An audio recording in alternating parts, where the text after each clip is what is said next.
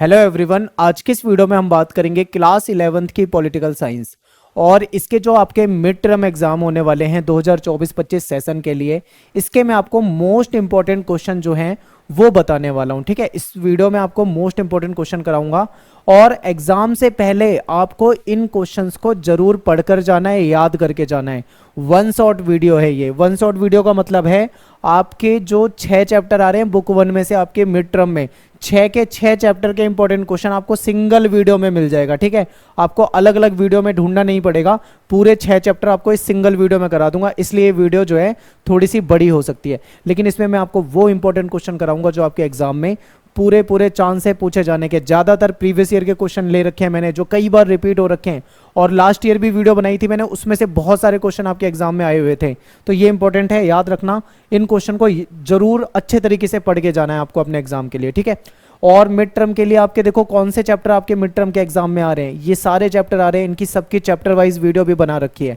आप chapter wise video में जाकर डिटेल में चैप्टर को देख सकते हैं, चैप्टर को समझ सकते हैं, सीख सकते हैं। अगर हिस्ट्री की बात करें तो हिस्ट्री में आपके 4 चैप्टर आ रहे हैं।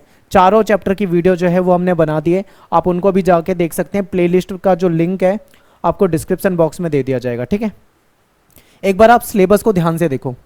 टोटल अगर मैं इस बुक की बात करूं, बुक 1 की बात करूं, तो बुक 1 में से टोटल 10 चैप्टर आएंगे।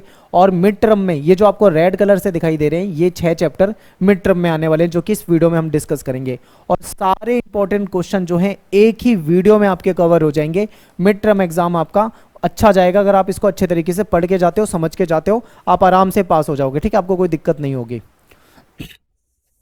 नोट्स जो हैं आप इंपॉर्टेंट क्वेश्चन के पढ़ सकते हो हमारी वेबसाइट पे। इसके लिए आपको गूगल पे जाके eklavyastudypoint.com सर्च करना है। उसके बाद हमारी वेबसाइट आएगी। क्लास 11th में हो तो 11th को सर्च करना है। उसके बाद आपके पास सब्जेक्ट आ जाएंगे, जैसे मान लीजिए पॉलिटिकल साइंस को पढ़ना चाहते हो तो पॉलिटिकल साइंस पे क्लिक करोगे और ऐसे नोट्स आ जाएंगे आपके सामने। चैप्टर वाइज नोट्स देख सकते हो, इंपॉर्टेंट MCQ देख सकते हो, इंपॉर्टेंट क्वेश्चन देख सकते हो। सब कुछ आपको वेबसाइट पर अवेलेबल हो जाएगा, बस आपको गूगल में जाना है और सर्च करना है, फ्री में अवेलेबल है। ठीक है, मेरा नाम सत्येंद्र प्रताप है। आपको कुछ डाउट हो तो आप मुझे इंस्टाग्राम पे फॉलो कर सकते हो, एकलव्या स्टडी पॉइंट, ये मेरा यूज़र नेम है, और आप डायरेक्ट मुझको यहाँ पे मैसेज कर सकते हो। तो चलिए स्टार्ट करते हैं अपने इस चैप्टर को।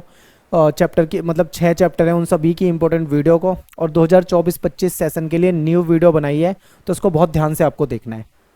ठीक है, सबसे पहले हम बात करते हैं चैप्टर 1 के इंपॉर्टेंट क्वेश्चन, फिर चैप्टर 2 के, फिर 3 के, 4 के, इस तरीके से देखेंगे। और इस वीडियो में आपको 2 तरह के क्वेश्चन कराऊंगा, long question, short question.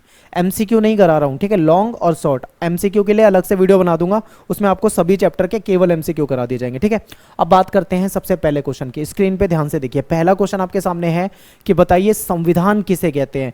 Question आपके पेपर में आ सकता है, अलग अलग लैंग्वेज में आपसे पूछ सकते हैं संविधान का क्या अर्थ है, संविधान की परिभाषा बताइए। ठीक है, संविधान से क्या तात्पर्य है, संविधान से क्या अभिप्राय है, संविधान किसे कहते हैं। किसी भी लैंग्वेज में आए आपको आंसर तो लिखना ही है। तो क्या इसका आंसर होगा ये समझते हैं। देखिए संविधान क्या होता है। संविधान एक ऐसा लिखित दस्तावेज है, ठीक है, जिसके तहत किसी देश में शासन व्यवस्था चलाई जाती है। उसमें उस देश में शासन व्यवस्था कैसे चलाई जाएगी, उसके क्या रूल्स होंगे, ठीक है, ये सारी चीज़ें इसमें बताई जाती है। देखते हैं ध्यान से। संविधान एक ऐसा लिखित दस्तावेज होता है जिसमें किसी देश में शासन व्यवस्था कैसे चलाई जाएगी उसके बारे में जो नियम कायदे कानून होते हैं वो सब कुछ लिखित में होता है। ठीक है, अलिखित संविधान भी होता है वैसे तो, पर हम भारत के नजरिए से देख रहे हैं, भारतीय संविधान के नजरिए से देख रहे हैं, इसलिए हम इसको लिखित संविधान के रूप में पढ़ेंगे। संविधान में शासन व्यवस्था का स्वरूप कैसा हो ये हमें संविधान में मिल जाएगा। सरकार की क्या शक्तियां होती हैं, सरकार क्या कर सकती है, उसके पास क्या पावर है, ये संविधान में मिल जाता है। ठीक है, जनता के क्या अधिकार हैं, यानी उसके कौन से मौलिक अधिकार हैं जो कि उसको हमारा संविधान देता है, वो सब हमें संविधान में मिलेगा। जनता के कर्तव्य क्या हैं, यानी कि मूल कर्तव्य के बारे में हमें संविधान से जानकारी मिलती है। देश की संस्थाओं के बारे में हमको जानकारी मिल जाती है, ठीक है, जो भी हमारी संस्थाएं हैं। और सरकार के जो विभिन्न अंग होते हैं, जैसे हमारी कार्यपालिका, न्यायपालिका, विधायिका, उन सब के बारे में जानकारी मिल जाती है। उसके क्या कार्य हैं इसके बारे में हमें संविधान में जानकारी मिलती है बिल्कुल डिटेल में।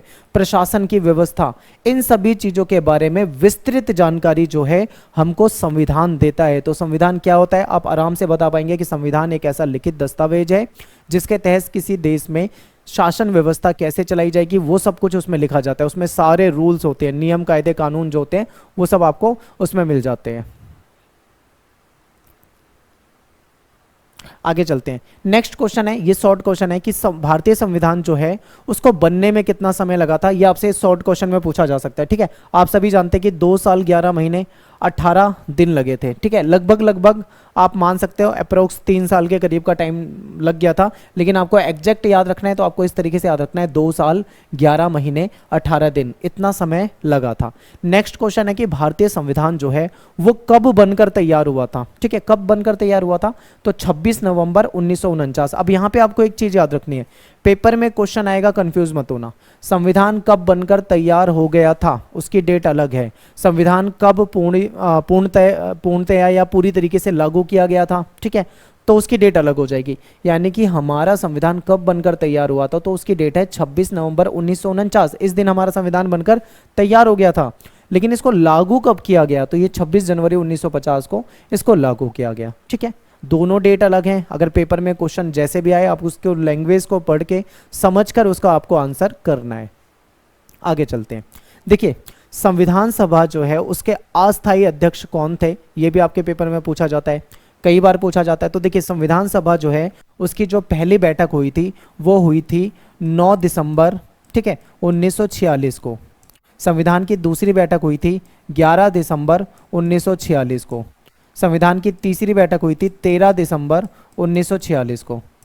अब मैंने तीनों बैठक क्यों बताई है, क्योंकि इन तीनों से रिलेटेड एक एक क्वेश्चन पूछा जा सकता है, तो ध्यान से देखिए। संविधान सभा के अस्थायी अध्यक्ष या टेम्परेरी अध्यक्ष जो बनाए गए थे वो थे डॉक्टर सच्चिदानंद सिन्हा। ये बुजुर्ग लीडर थे, ठीक है, इनको बना दिया गया था अस्थायी, यानी उसी दिन के लिए 9 दिसंबर 1946 को जो पहली बैठक हुई थी उस दिन इनको क्या बना दिया गया था, अस्थायी अध्यक्ष। लेकिन जो अगली बैठक होती है 11 दिसंबर 1946 को, वो क्या है वो याद रखना है। यानी कि संविधान सभा के स्थायी अध्यक्ष कौन है, तो यहाँ पे आपको याद रखना है कि जो डॉक्टर राजेंद्र प्रसाद हैं वो उसके स्थायी अध्यक्ष बनाए गए थे। कब बनाए गए थे, 11 दिसंबर 1946 को। यानी संविधान सभा की जिस दिन दूसरी बैठक हुई थी उस दिन इनको परमानेंट मेंबर बना दिया गया था। ठीक है, ये आपको याद रखना है। अब अस्थायी और स्थायी दोनों के बीच में कंफ्यूजन नहीं होना चाहिए, क्योंकि कई बार बच्चे गलत कर देते हैं। तीसरा क्वेश्चन है कि संविधान सभा जो है उसकी जो प्रारूप समिति है उसके अध्यक्ष कौन थे। अब तीसरे का आंसर देखो, यहाँ पे भी एक कंफ्यूजन होती है। प्रारूप समिति के अध्यक्ष जो हैं वो भीमराव अंबेडकर जी हैं, ठीक है। लेकिन समस्या क्या होती है, कई बार बच्चे संविधान सभा का स्थायी अध्यक्ष पूछा जाता है तो वहां पे भी वो भीमराव अंबेडकर लिख देते हैं। ऐसी गलती मत करना, ध्यान से देख लो।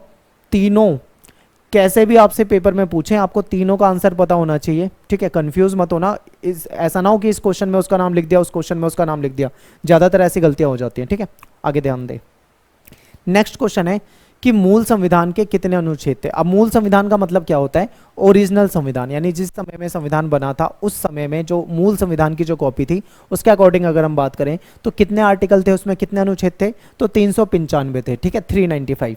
लेकिन बाद में उसमें संशोधन हुआ, कुछ नए कानून आए तो कुछ कम होते गए, कुछ बढ़ते गए। इस तरीके से आज के समय में ऐसा माना जाता है कि 450 के करीब आर्टिकल हो चुके हैं, ठीक है, अनुच्छेद हो चुके हैं, लेकिन उसमें से कुछ जा भी चुके हैं, तो ये याद रखना है आपको। लेकिन मेन आपके पेपर में क्वेश्चन ये आएगा, क्योंकि ये फिक्स है 395 थे, कि आज के समय में कितने हैं इसका कोई करेक्ट आंसर नहीं होगा। ठीक है, क्योंकि वो कोई भी कानून अगर बनता है, कोई नई धारा जुड़ती है तो वो उसमें जुड़ जाएगा। ठीक है, तो ये इसमें बदलाव हो सकते हैं, लेकिन वो फिक्स है, इसलिए आपके पेपर में वही पूछा जाता है। अगला क्वेश्चन देखिए, संविधान सभा की पहली बैठक कब हुई। ये तो अभी हमने करा था 9 दिसंबर 1946 को हुई थी। ठीक है, और संविधान सभा में कुल कितने सदस्य थे और मुस्लिम लीग के बहिष्कार के बाद कितने सदस्य बचे थे, ये भी आपसे पेपर में पूछा जा सकता है।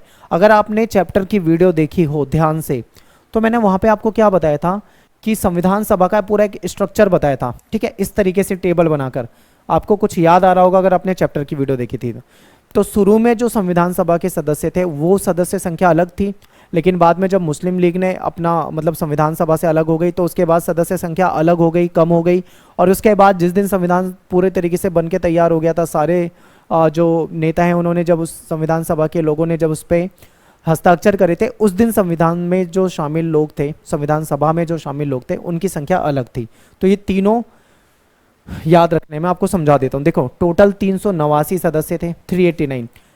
लेकिन जब मुस्लिम लीग ने बहिष्कार कर दिया, क्योंकि इन्होंने अपने लिए अलग पाकिस्तान देश की मांग करी थी, ठीक है, जब वो देश इनके लिए बना दिया गया, बात को मान ली गई, इनकी डिमांड मान ली गई, तो मुस्लिम लीग ने उसका बहिष्कार कर दिया, वो इससे अलग हो गए। ठीक है, तो उसके बाद उसकी सदस्य संख्या जो थी वो 299 थी। लेकिन जिस दिन संविधान में फाइनल हो गया था, सबके हस्ताक्षर हुए थे, उस दिन वहाँ पे 284 सदस्य ही मौजूद थे। तो ये भी आपको याद रखना है, हो सकता है कुछ भी पूछ लें आपसे।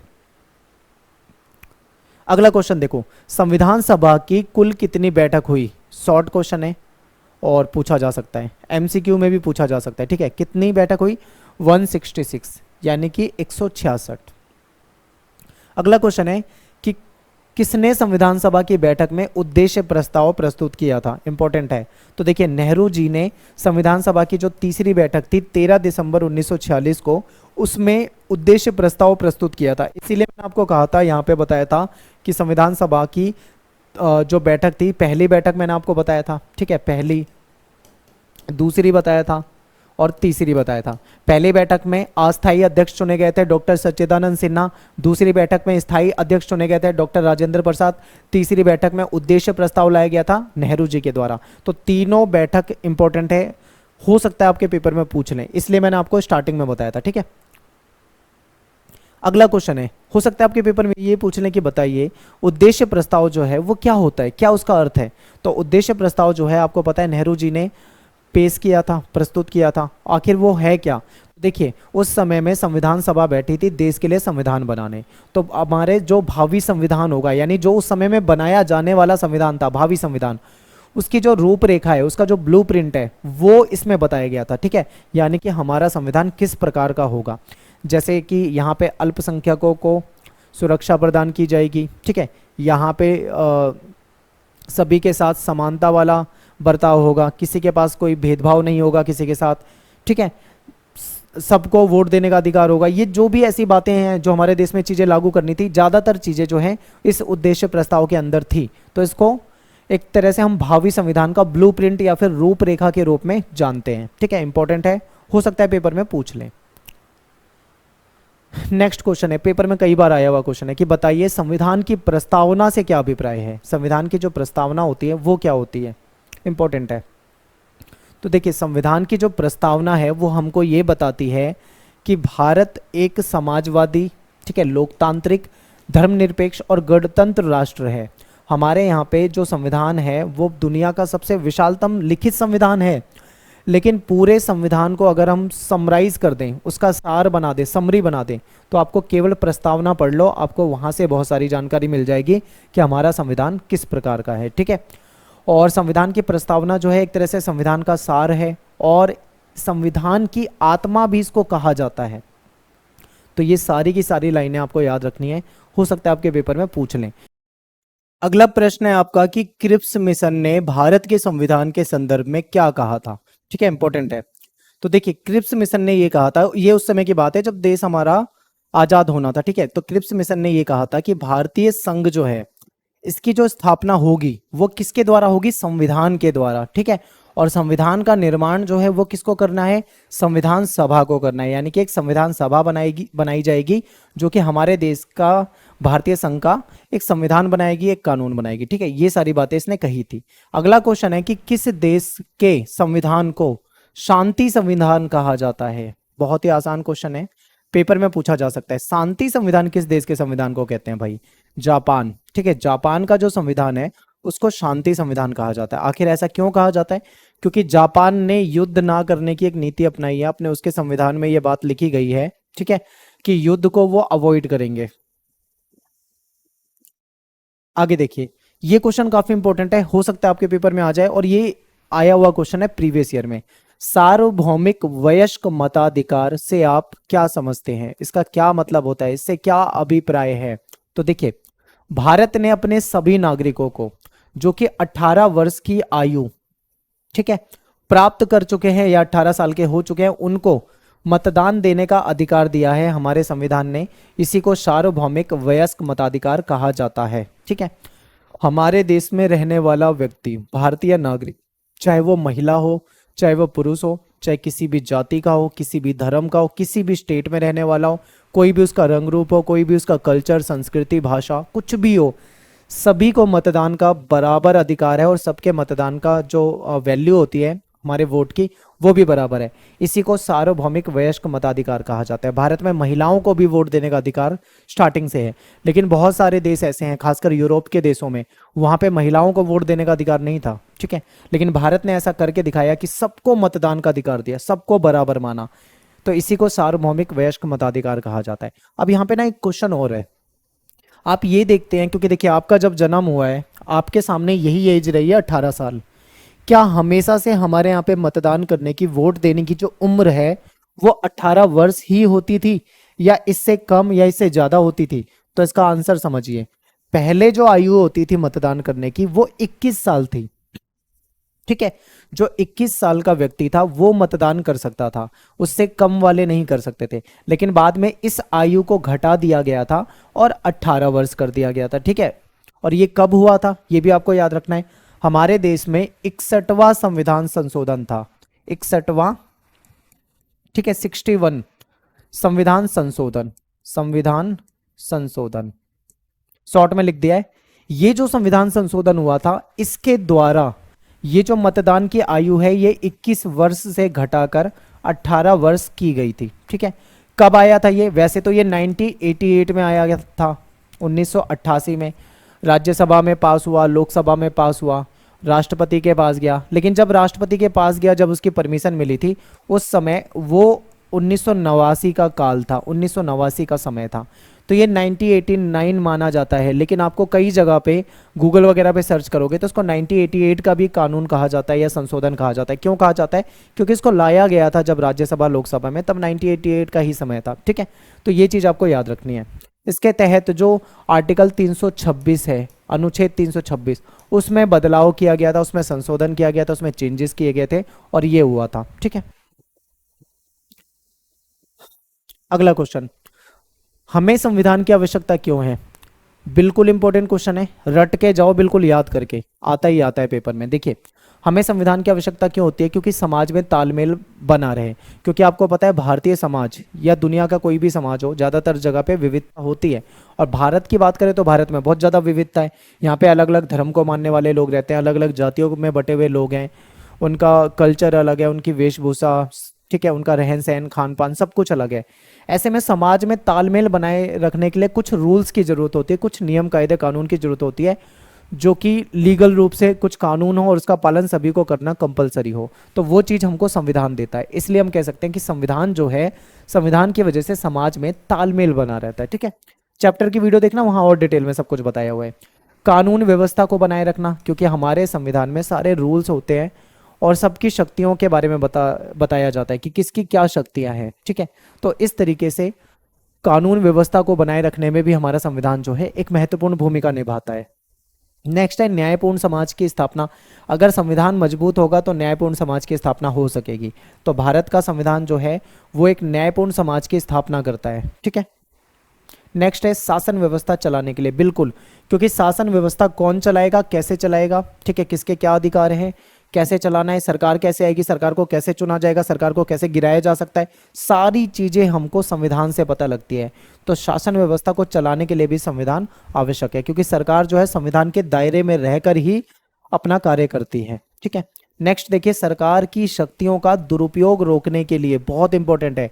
अब देखिए मान लीजिए हमारे यहाँ पे कोई सरकार हो, उसके पास शक्तियाँ तो होती है, और वो जो शक्तियाँ हैं मान लीजिए बहुत ज़्यादा हो जाएं, ठीक है, बहुत ताकतवर कोई सरकार हो और वो कहीं ना कहीं अपनी शक्तियों का दुरुपयोग करने लग जाए, मान लो तानाशाही शासन चलाने लग जाए, तो ऐसे में संविधान रोकेगा उसको, ठीक है, संविधान उस पर रोक लगाएगा। तो इसलिए हमें संविधान की आवश्यकता होती है। ये 4 से 5 पॉइंट आप एग्जाम में लिख सकते हो, ठीक है। नेक्स्ट क्वेश्चन देखिए, बहुत अच्छा क्वेश्चन है। जो मैं आपको स्ट्रक्चर वाली बात बता रहा था ना, मैंने वहां पे इसीलिए नहीं बताई थी ताकि आपको यहाँ पे बता पाऊँ, हो सकता है आपके पेपर में क्वेश्चन आ जाए। देखिए, भारतीय संविधान की रचना किस ब्रिटिश मंत्रिमंडल की समिति के द्वारा प्रस्तावित किया गया था, और इसकी योजना को थोड़ा डिटेल में आपको समझाना है। तो पहले समिति जान लो कि कौन सी समिति के तहत भारतीय संविधान की रचना की गई थी, ठीक है। तो ये जो कैबिनेट मिशन है इसके द्वारा, अब कैसे कैसे होगा, ठीक है, ये समझिए। तो इसमें ये बताया गया था कि हमारे जो कुल सदस्य होंगे संविधान सभा के वो 389 होंगे, ठीक है, जिसमें से 292 सदस्य जो होंगे वो उन जगह से होंगे जहां पे अंग्रेज डायरेक्ट शासन करते थे, जिसको ब्रिटिश प्रांत कहा जाता था। और 93 सदस्य जो है ये कहां से लिए गए थे, ये देसी रियासतें जो हमारे यहाँ पे रजवाड़े रियासत होती थी वहां से हो जाएंगे, ठीक है। और 4 जो हो जाएंगे वो चीफ कमिश्नरी क्षेत्रों से हो जाएगी। तो इस तरीके से टोटल मिला के 389 सदस्य की बात की गई थी। और इसके अलावा प्रत्येक प्रांत की सीटों को 3 कैटेगरी में बांट दिया जाएगा, मुस्लिम, सिख और जनरल। सामान्य को जनरल कहा जाता है, ठीक है। प्रांतीय विधानसभाओं में प्रत्येक समुदाय के सदस्यों ने अपने अपने जो प्रतिनिधि थे उनको चुना था, और देशी रियासतों के प्रतिनिधियों के चुनाव का तरीका, उनके परामर्श, इसे तय किया गया था। तो ये पूरा का पूरा एक स्ट्रक्चर बनाया गया था। इस तरीके से हमारी संविधान सभा बनेगी और काम करेगी और देश के लिए कानून बनाएगी, ठीक है, संविधान बनाएगी। लेकिन ऐसा नहीं हो पाया। बाद में क्या हुआ कि कुछ सदस्य जो थे मुस्लिम लीग के वो बाहर चले गए, तो इसकी सदस्य संख्या बाद में कम हो गई थी, 299 हो गई थी, ठीक है, जो कि मैंने आपको पहले बता दिया है, ठीक है, ये याद रखना है। अगला क्वेश्चन देखते हैं। ये आपके पेपर में बहुत ज्यादा पूछा जाने वाला क्वेश्चन है, लॉन्ग क्वेश्चन है और आता ही आता है, तो इस क्वेश्चन को रट लो भाई, बिल्कुल पहले ही बता रहा हूं कि अगर आपने अभी तक भी कुछ नहीं पढ़ा है तो आप इन क्वेश्चनों को देख के जाओ। वीडियो को 2 बार देखो, 3 बार देखो, क्योंकि ये वीडियो आपके लिए बहुत ज्यादा फायदेमंद साबित होगी। क्वेश्चन है कि भारतीय संविधान को उधार का थैला या पुष्प गुच्छ क्यों कहा जाता है, या भारतीय संविधान के स्रोत के बारे में आपसे पूछा जा सकता है, ठीक है। तो यानी कि हमारा संविधान जो है उसको उधार का थैला और भी कई सारे नामों से जाना जाता है। क्यों जाना जाता है ये आपसे पूछा गया है। तो देखिए, हमारा संविधान जो है उसका लगभग 75% हिस्सा भारत सरकार अधिनियम 1935 से लिया गया है, ठीक है। यानी कि जब हमारा देश अंग्रेजों का गुलाम था उस समय देश में अंग्रेजों के कानून चलते थे, ठीक है। तो भारत सरकार अधिनियम जो 1935 है वो भी अंग्रेजों का ही कानून है। यहां से 75%, 75% चीजें हमारे संविधान के अंदर ली गई है, ठीक है। तो इसलिए इसको उधार का थैला ही कहा जाता है, क्योंकि हमने आधा तो 75% तो अंग्रेजों से उधार ले लिया। उसके अलावा जो चीजें बच रही है वो हमने दूसरे देशों से ली, अन्य देशों से भी हमने बहुत सारी चीजें ली, इसीलिए भारत के संविधान को उधार का थैला कहा जाता है, ठीक है।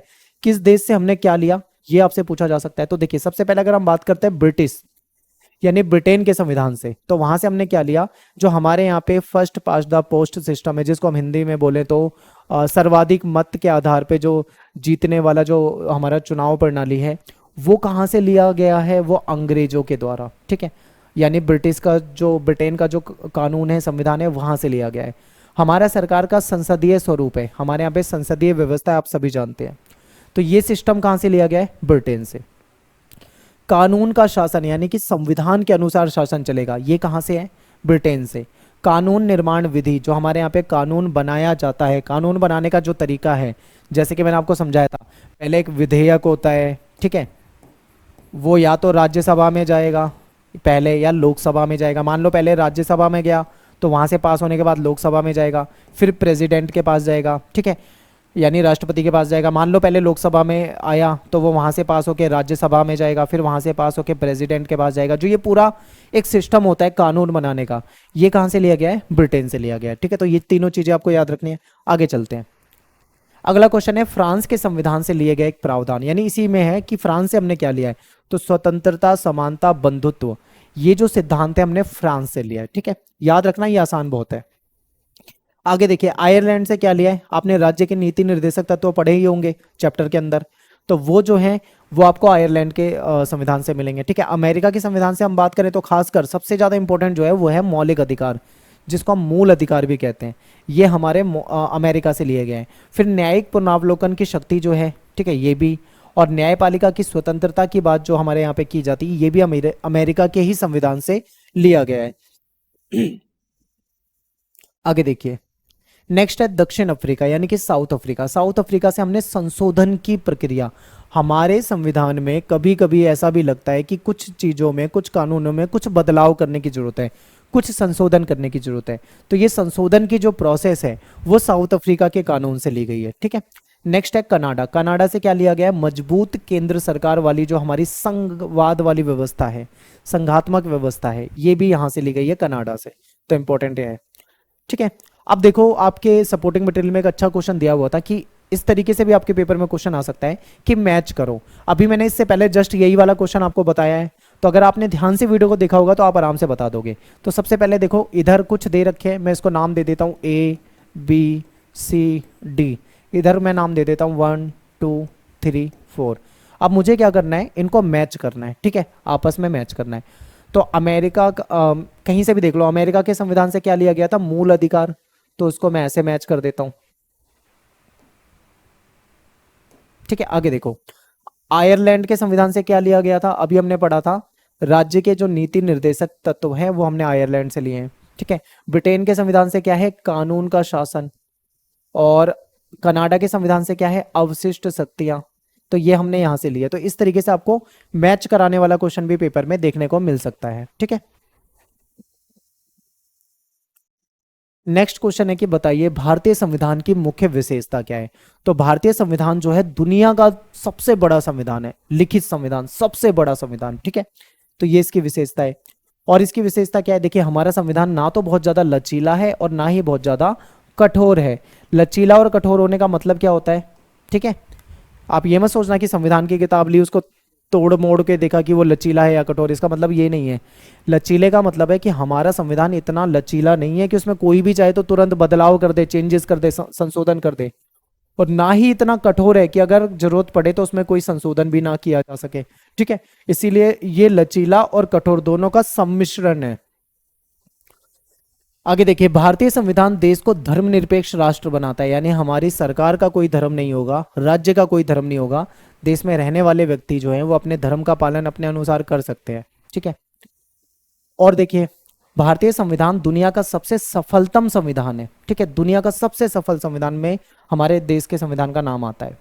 भारतीय संविधान के अनुसार जनता को मौलिक अधिकार प्राप्त है, बल्कि मौलिक अधिकारों की गारंटी प्राप्त है। यदि किसी के मौलिक अधिकारों का हनन होता है मान लीजिए, तो ऐसे में क्या होता है, वो हाई कोर्ट में या सुप्रीम कोर्ट में जा सकता है। ठीक है, नेक्स्ट है, भारतीय संविधान के अनुसार भारत में संसदीय शासन प्रणाली है। ये तो हमें पता ही है, हमारे यहाँ पे संसदीय शासन व्यवस्था है। ठीक है, आगे देखते हैं, एकल नागरिकता है, यानी कि भारत में आप पूरे भारत में कहीं भी रहते हो, चाहे आप बिहार में रहते हो, चाहे आप पंजाब में रहते हो, चाहे आप उत्तर प्रदेश में रहते हो, ठीक है, आप कहीं भी रहते हो पूरे देश में, लेकिन आपकी नागरिकता जो है एकल, यानी सिंगल सिटीजनशिप, आप भारतीय कहलाओगे। आप ये नहीं कहोगे कि मैं पंजाबी हूं, मैं बंगाली हूं। आपकी नागरिकता जब लिखी जाएगी ना, तो वहां पे भारतीय लिखा जाएगा, इंडियन लिखा जाएगा। इसको बोलते हैं एकल नागरिकता। दुनिया के कुछ देशों में डबल नागरिकता वाला सिस्टम भी होता है, यानी जिस देश का वो नागरिक है वो देश की नागरिकता भी रहती है, प्लस में देश में जिस प्रांत का वो नागरिक है, जहां पे वो रहता है, वो वहां का भी नागरिक कहलाता है, यानी डबल नागरिकता होती है। ठीक है, हमारे यहाँ पे ऐसा नहीं है। आगे देखिए, भारतीय संविधान में जरूरत के अनुसार संशोधन किया जा सकता है। बिल्कुल, हमारा संविधान अगर कभी आवश्यकता होती है तो हम उसमें कुछ बदलाव भी कर सकते हैं। ये कुछ हो जाएंगे हमारे संविधान की विशेषता। पेपर में आपके आएंगे तो 5-6 पॉइंट आपको लिखने होते हैं, यहाँ पे बहुत सारे पॉइंट है। इसके अलावा और भी लिख सकते हो, सार्वभौमिक वयस्क मताधिकार यहाँ पे छूट गया, आप वो भी लिख सकते हो कि हमारे यहाँ पे सभी को वोट देने का अधिकार है। ठीक है, मतदान का अधिकार है। अगला क्वेश्चन देखो, एक सभ्य समाज के निर्माण में संविधान की महत्वपूर्ण भूमिका होती है, इसको विस्तार से आपको बताना है। बिल्कुल बिल्कुल होती है। देखिए, किसी भी समाज में नागरिकों को अपने सर्वांगीण विकास के लिए, अगर नागरिक चाहते हैं कि हमारा संपूर्ण विकास हो, तो उसके लिए उन्हें अलग अलग प्रकार के अधिकारों की जरूरत होती है, जैसे कि समानता, स्वतंत्रता, न्याय। ठीक है, ये सभी अधिकार जो है, ये सभी अधिकार और मूल्य समाज को संविधान ही प्रदान करता है। संविधान के द्वारा ही तो हमको अधिकार मिल रहे हैं। ये सभी जो चीजें आप देखते हो, चाहे वो किसी भी प्रकार का स्वतंत्रता हो, किसी भी प्रकार का अधिकार हो, कहाँ से मिलता है, संविधान से मिलता है। तो किसी भी सभ्य समाज का निर्माण करना है तो वहां पे एक अच्छा संविधान बिल्कुल चाहिए होता है। इसलिए हम कह सकते हैं कि किसी भी सभ्य समाज के निर्माण में संविधान की महत्वपूर्ण भूमिका होती है। ठीक है, आप इस तरीके से इसको जस्टिफाई कर सकते हो। तो यहाँ पे हमारा जो चैप्टर 1 था वो खत्म हो जाता है। और टेलीग्राम ग्रुप को जरूर ज्वाइन करना, क्लास 11th। ठीक है, और ESP इसको सर्च करना है, यहाँ पे आपको सारी अपडेट मिल जाएगी। और अभी जाओ मत, वीडियो खत्म नहीं हुई है। ठीक है, अब मैं आपको चैप्टर 2 के इंपॉर्टेंट क्वेश्चन कराता हूँ।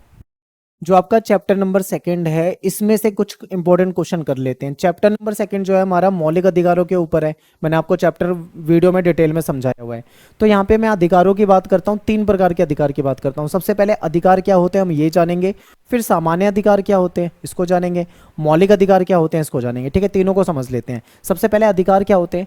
अधिकार देखो हमारा हक है। ठीक है, हर इंसान का कुछ चीज़ों पे हक होता है, वो एक तरह से अधिकार हमारा हक होता है, जो एक आम आदमी को जीवन जीने के लिए चाहिए ही चाहिए, ठीक है, वो जरूरी है, उसके बिना हम जीवन नहीं जी सकते, ठीक है, इसकी हम मांग करते हैं, तो ये अधिकार कहलाते हैं। अधिकार के बिना मनुष्य जो है वो अपना विकास ही नहीं कर सकता। अगर मान लो समाज में आप रहते हो लेकिन आपको कुछ अधिकार नहीं मिले हुए, आपको ना शिक्षा का अधिकार मिला हुआ है, ना आपके साथ मान लो छुआछूत होती है, तो आप कैसे आप समाज में अपना विकास कर पाओगे? नहीं कर पाओगे। तो यहीं पे आपको बताया जा रहा है कि अधिकार के बिना मनुष्य अपना विकास नहीं कर सकता, ठीक है। अधिकार ऐसा हक होता है जो कि एक आम आदमी को अपना जीवन जीने के लिए चाहिए होता है, उसकी वो मांग करता है। हम सभी अधिकारों की मांग करते हैं। और कानून क्या करता है? कानून प्रदत्त सुविधाएं जो हैं वो अधिकारों की रक्षा करती है, यानी कि जो हमें अधिकार हमारा संविधान देता है, कानून के जरिए उसकी रक्षा भी की जाती है, ठीक है। ये तो हो गया सिंपल अधिकार क्या है। अब बात करते हैं एक सामान्य अधिकार होता है, ठीक है। यहाँ पे आपको एक चीज समझनी है, क्या सामान्य अधिकार और मौलिक अधिकार एक ही चीज है या दोनों अलग है? तो दोनों अलग है, समझिए।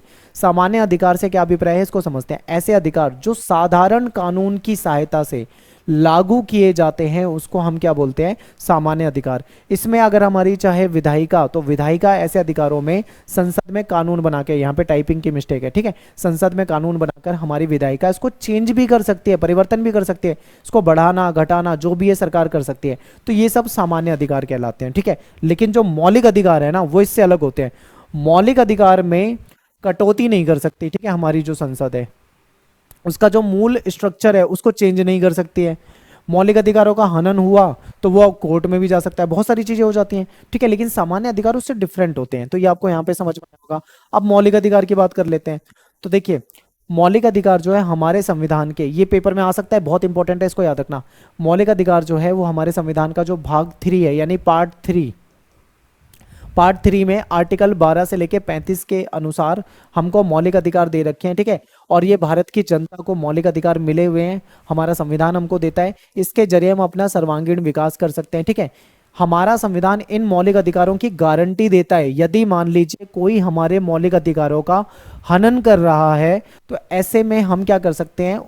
हम न्यायपालिका में जा सकते हैं कि भाई हमारे अधिकारों का, मौलिक अधिकारों का कोई हनन करता है तो उसके खिलाफ हम न्यायपालिका में जा सकते हैं। हम चाहे तो हाई कोर्ट में भी जा सकते हैं और चाहे तो सुप्रीम कोर्ट में भी जा सकते हैं, दोनों जगह जा सकते हैं अपने मौलिक अधिकारों को लेकर, ठीक है, मौलिक अधिकारों के उल्लंघन को लेकर। अब थोड़ा सा समझिए मौलिक अधिकार। तो देखिए जो मूल संविधान था, हमारा ओरिजिनल संविधान था, उसमें जो मौलिक अधिकार थे वो 7 होते थे, ठीक है। लेकिन आज के समय में मौलिक अधिकार जो हैं वो 6 हैं। एक अधिकार ऐसा था जो पहले तो मौलिक अधिकार होता था लेकिन सरकार ने उसको मौलिक अधिकार से हटाकर उसको सामान्य कानूनी अधिकार बना दिया है। तो आपके दिमाग में ये क्वेश्चन आएगा कि आपने तो अभी कहा था कि सरकार उसको कम नहीं कर सकती, घटा नहीं सकती, बढ़ा नहीं सकती, ठीक है, मौलिक अधिकार में चेंज नहीं कर सकती। तो देखिए ये जो 7वां मौलिक अधिकार जो संपत्ति का अधिकार था, इसको जो हटाया था सरकार ने, वो जनहित में हटाया था, ठीक है, जनता के हित में। हालांकि इतनी आसानी से हटा नहीं था, बहुत विवाद हुआ था उस पर भी, ठीक है, लेकिन बाद में कोर्ट ने ही एक तरह से मान लिया था इस चीज को। आगे देखते हैं। तो ये 6 मौलिक अधिकार जो है, इसमें समता का अधिकार, जिसमें समानता का अधिकार हो जाता है, स्वतंत्रता का अधिकार, शोषण के विरुद्ध अधिकार, धार्मिक स्वतंत्रता का अधिकार, संस्कृति और शिक्षा संबंधी अधिकार, संवैधानिक उपचारों का अधिकार, ये सारे के सारे अधिकार जो है इसमें आ जाते हैं, ठीक है। तो ये हमारे मौलिक अधिकार हैं। अब एक क्वेश्चन आपके पेपर में आता है, राज्य के नीति निर्देशक तत्व जो हैं वो क्या होते हैं, ये समझाइए। तो देखिए स्वतंत्र भारत में सभी नागरिकों में समानता लाने और सबका कल्याण करने के लिए मौलिक अधिकारों के अलावा बहुत से नियमों की जरूरत थी। हुआ क्या था कि जिस समय हमारा देश आजाद हुआ था, या यही मान लीजिए जिस समय हमारा देश का संविधान बनाया जा रहा था, तो हमारे संविधान निर्माता जो थे वो इस बात से अच्छे तरीके से वाकिफ थे कि ये जो हमने संविधान बनाया है इसके तहत सब कुछ परफेक्ट तो नहीं हो सकता, कुछ ना कुछ ऐसी चीजें हैं, कुछ ना कुछ ऐसी कमियां हैं जो रह ही जाएंगी। तो हालांकि हमारे संविधान निर्माता ने हमको सामान्य कानूनी अधिकार भी दिए, मौलिक अधिकार भी दिए, लेकिन इनके अलावा भी कुछ ऐसी कमियां हैं, ठीक है, कुछ ऐसे अधिकार हैं जो हमको चाहिए, कुछ ऐसी चीजें हैं जिसकी जरूरत पड़ती है। तो सरकार ने ये उनके लिए छोड़ दिया, सॉरी संविधान निर्माताओं ने उनके लिए छोड़ दिया कि भविष्य में कभी कोई सरकार आएगी, कोई अच्छी सरकार आएगी, तो वो ये देखेगी कि भाई जनता के लिए किस चीज की कमी है, तो वो बाद में राज्य के नीति निर्देशक तत्वों के अंतर्गत उन चीजों को पूरा कर देगी, ठीक है। तो एक तरह से ये अच्छी ही चीज है। अब क्या है, जैसे मौलिक अधिकार जो होते हैं वो गारंटेड होते हैं, कोई मौलिक अधिकारों का हनन करता है तो हम कोर्ट में जा सकते हैं, लेकिन राज्य के नीति निर्देशक तत्व जो है ये गारंटेड नहीं है। इसके लिए आप न्यायालय में नहीं जाओगे, ठीक है, न्यायालय में चुनौती नहीं दे सकते। सरकार चाहे तो लागू करे, सरकार नहीं चाहती तो वो लागू ना करे, कोई जबरदस्ती नहीं है, ठीक है। इसलिए इसको अलग रखा गया है, राज्य के नीति निर्देशक तत्व इसको कहा जाता है। आगे देखते हैं। स्वतंत्र भारत में सभी नागरिकों में समानता लाने और सबका कल्याण करने के लिए मौलिक अधिकारों के अलावा, समझ रहे हो, मौलिक अधिकार तो हमको मिल गए गारंटीड, उसके अलावा भी कुछ नियमों की जरूरत थी। राज्य के नीति निर्देशक तत्व जो थे उसके तहत ऐसे ही नीतिगत निर्देश सरकारों को दिए गए हैं कि सरकार जब भी चाहे जनता की भलाई के लिए और चीजें जनता को प्रोवाइड करा सकती है, जिनको न्यायालय में चुनौती नहीं दी जा सकती। ये इंपॉर्टेंट है। अगर राज्य के नीति निर्देशक तत्व का कोई मामला है तो हम उसको लेकर न्यायालय में नहीं जा सकते, कोर्ट में नहीं जा सकते, ठीक है। इनको लागू करने के लिए सरकार से आग्रह किया जा सकता है कि सरकार का दायित्व तो है, यानी सरकार की जिम्मेदारी है कि जिस सीमा तक इन्हें लागू कर सकती है करे, ठीक है। तो ये था राज्य के नीति निर्देशक तत्व, पेपर में आता है कई बार, बहुत ज्यादा इंपॉर्टेंट है। अगले क्वेश्चन पे चलते हैं। नेक्स्ट क्वेश्चन है कि मौलिक कर्तव्य से क्या तात्पर्य है। अभी आपने अधिकार पढ़ा, मौलिक अधिकार। मौलिक अधिकार में हमने क्या सीखा, ठीक है, कि सरकार हमें कुछ ऐसे अधिकार देती है जिसकी हमको गारंटेड अधिकार मिले हुए हैं, कोई उसका हनन नहीं कर सकता। यदि कोई उसका हनन करेगा तो हम कोर्ट में जा सकते हैं। तो ये तो हो गए भाई जनता को अधिकार मिले हुए हैं, ठीक है, हमारे संविधान ने हमको अधिकार दिए हैं। अब हम भारत में रहते हैं तो क्या हमारे भी भारत के प्रति, अपने देश के प्रति, अपने राष्ट्र के प्रति, ठीक है, क्या हमारे कोई कर्तव्य है या हमारी कोई जिम्मेदारी बनती है? तो यस, हमारी भी हमारे राष्ट्र के प्रति कोई जिम्मेदारी बनती है, उसको मौलिक कर्तव्य कहा जाता है, ठीक है। तो मौलिक कर्तव्य को समझते हैं। हमारा संविधान नागरिकों को मौलिक अधिकार देता है, ये तो हम जानते हैं। ऐसे में नागरिकों का भी कर्तव्य बनता है, नागरिकों की जिम्मेदारी बनती है कि वो अपने संविधान का सम्मान करे, अपने देश का सम्मान करे, अपने राष्ट्रीय गीत राष्ट्रगान का सम्मान करे, राष्ट्रीय धरोहर का सम्मान करे, ठीक है। मौलिक कर्तव्य मूलतः नागरिकों को देश के प्रति समर्पण को दिखाता है, यानी कि लोगों की देश के प्रति क्या जिम्मेदारी होनी चाहिए वो हमको मौलिक कर्तव्य में पता लगती है। हमारे भी कुछ कर्तव्य हैं, ठीक है। आगे देखो, 1976 में 42वां संविधान संशोधन हुआ था। उस समय नागरिकों के मौलिक कर्तव्यों की जो लिस्ट है, सूची है, वो आर्टिकल 51A यानी कि क में जोड़ दिया गया था। इसके अंतर्गत नागरिकों के 11 मौलिक कर्तव्य जो हैं वो बताए गए थे, ठीक है। मौलिक कर्तव्य जो थे वो 11 हैं, ठीक है। तो 11 मौलिक कर्तव्य जो हैं वो क्या है, उसमें से कुछ बता देता हूं आपको। देखिए, हमें संविधान का पालन करना चाहिए, हमारा मौलिक कर्तव्य है। अपने जो तिरंगा झंडा है उसका सम्मान करना है, अपने राष्ट्रगान का सम्मान करना है, ये हमारा कर्तव्य है। राष्ट्रीय आंदोलन से प्रेरित करने वाले जो उच्च आदर्श हैं, जो हमारे ऐसे क्रांतिकारी लोग थे जिन्होंने हमारे देश को आजाद कराने के लिए, ठीक है, अपनी जान तक की आहुति दे दी, हमें उनका सम्मान करना चाहिए। हमें अपने देश की संप्रभुता, एकता, अखंडता की रक्षा करनी है, देश को टूटने से बचाना है। राष्ट्र की रक्षा और सेवा के लिए हमको हमेशा तैयार रहना है। कभी अगर हमको अपने राष्ट्र के लिए अपनी जान तक देनी पड़ जाए तो हमें हमेशा उसके लिए तैयार रहना है। नागरिकों में भाईचारे का निर्माण करना है कि सभी नागरिक आपस में मिलजुल कर रहे हैं, ठीक है, भाईचारे से रहें। हमारी जो सामाजिक संस्कृति की गौरवशाली जो परंपरा है, जो हमारा इतिहास है, उसके महत्व को हम समझें, उसको बनाए रखें। हमें अपना पर्यावरण को बचाए रखना है, पेड़ पौधे, जीव जंतु, उनका संरक्षण करना है, उसकी रक्षा करनी है। वैज्ञानिक दृष्टिकोण, मानवता, मानववाद, ज्ञानार्जन, ठीक है, सुधार की संभावना, इन सब का विकास करना है। सार्वजनिक संपत्ति को बचाना है, जैसे जो भी आपके पार्क वगैरह हैं, ठीक है, उन सब की हमको रक्षा करनी है। स्वच्छ भारत अभियान को सफल बनाए रखना है, अपने देश को स्वच्छ रखना है। लड़ाई झगड़े हिंसा से अपने आप को दूर रखना है। तो ये कुछ मौलिक कर्तव्य हैं। अपने माता पिता का सम्मान करना, ये सारी चीजें ये हमारी कर्तव्य बनते हैं, ठीक है। बहुत सारे जो लोग हैं वो सोचेंगे, बच्चे सोचेंगे कि ये तो बहुत आसान है, यहाँ से आपके पेपर में आ जाता है क्वेश्चन, ठीक है। एक और है, माता पिता और संरक्षण के लिए भी जिम्मेदारी है कि 6 साल से लेकर 14 साल तक के बच्चे हैं उनको एजुकेशन जरूर दें, ठीक है, जरूर उनको पढ़ाएं, क्योंकि प्राथमिक शिक्षा फ्री है सरकारी विद्यालय में पढ़ाना। ये सारा हमारा कर्तव्य है हमारे देश के प्रति, तो याद रखना है। अगले क्वेश्चन पे चलते हैं। क्वेश्चन है कि डॉक्टर अंबेडकर जी ने किस मौलिक अधिकार को संविधान का हृदय और संविधान की आत्मा कहा था?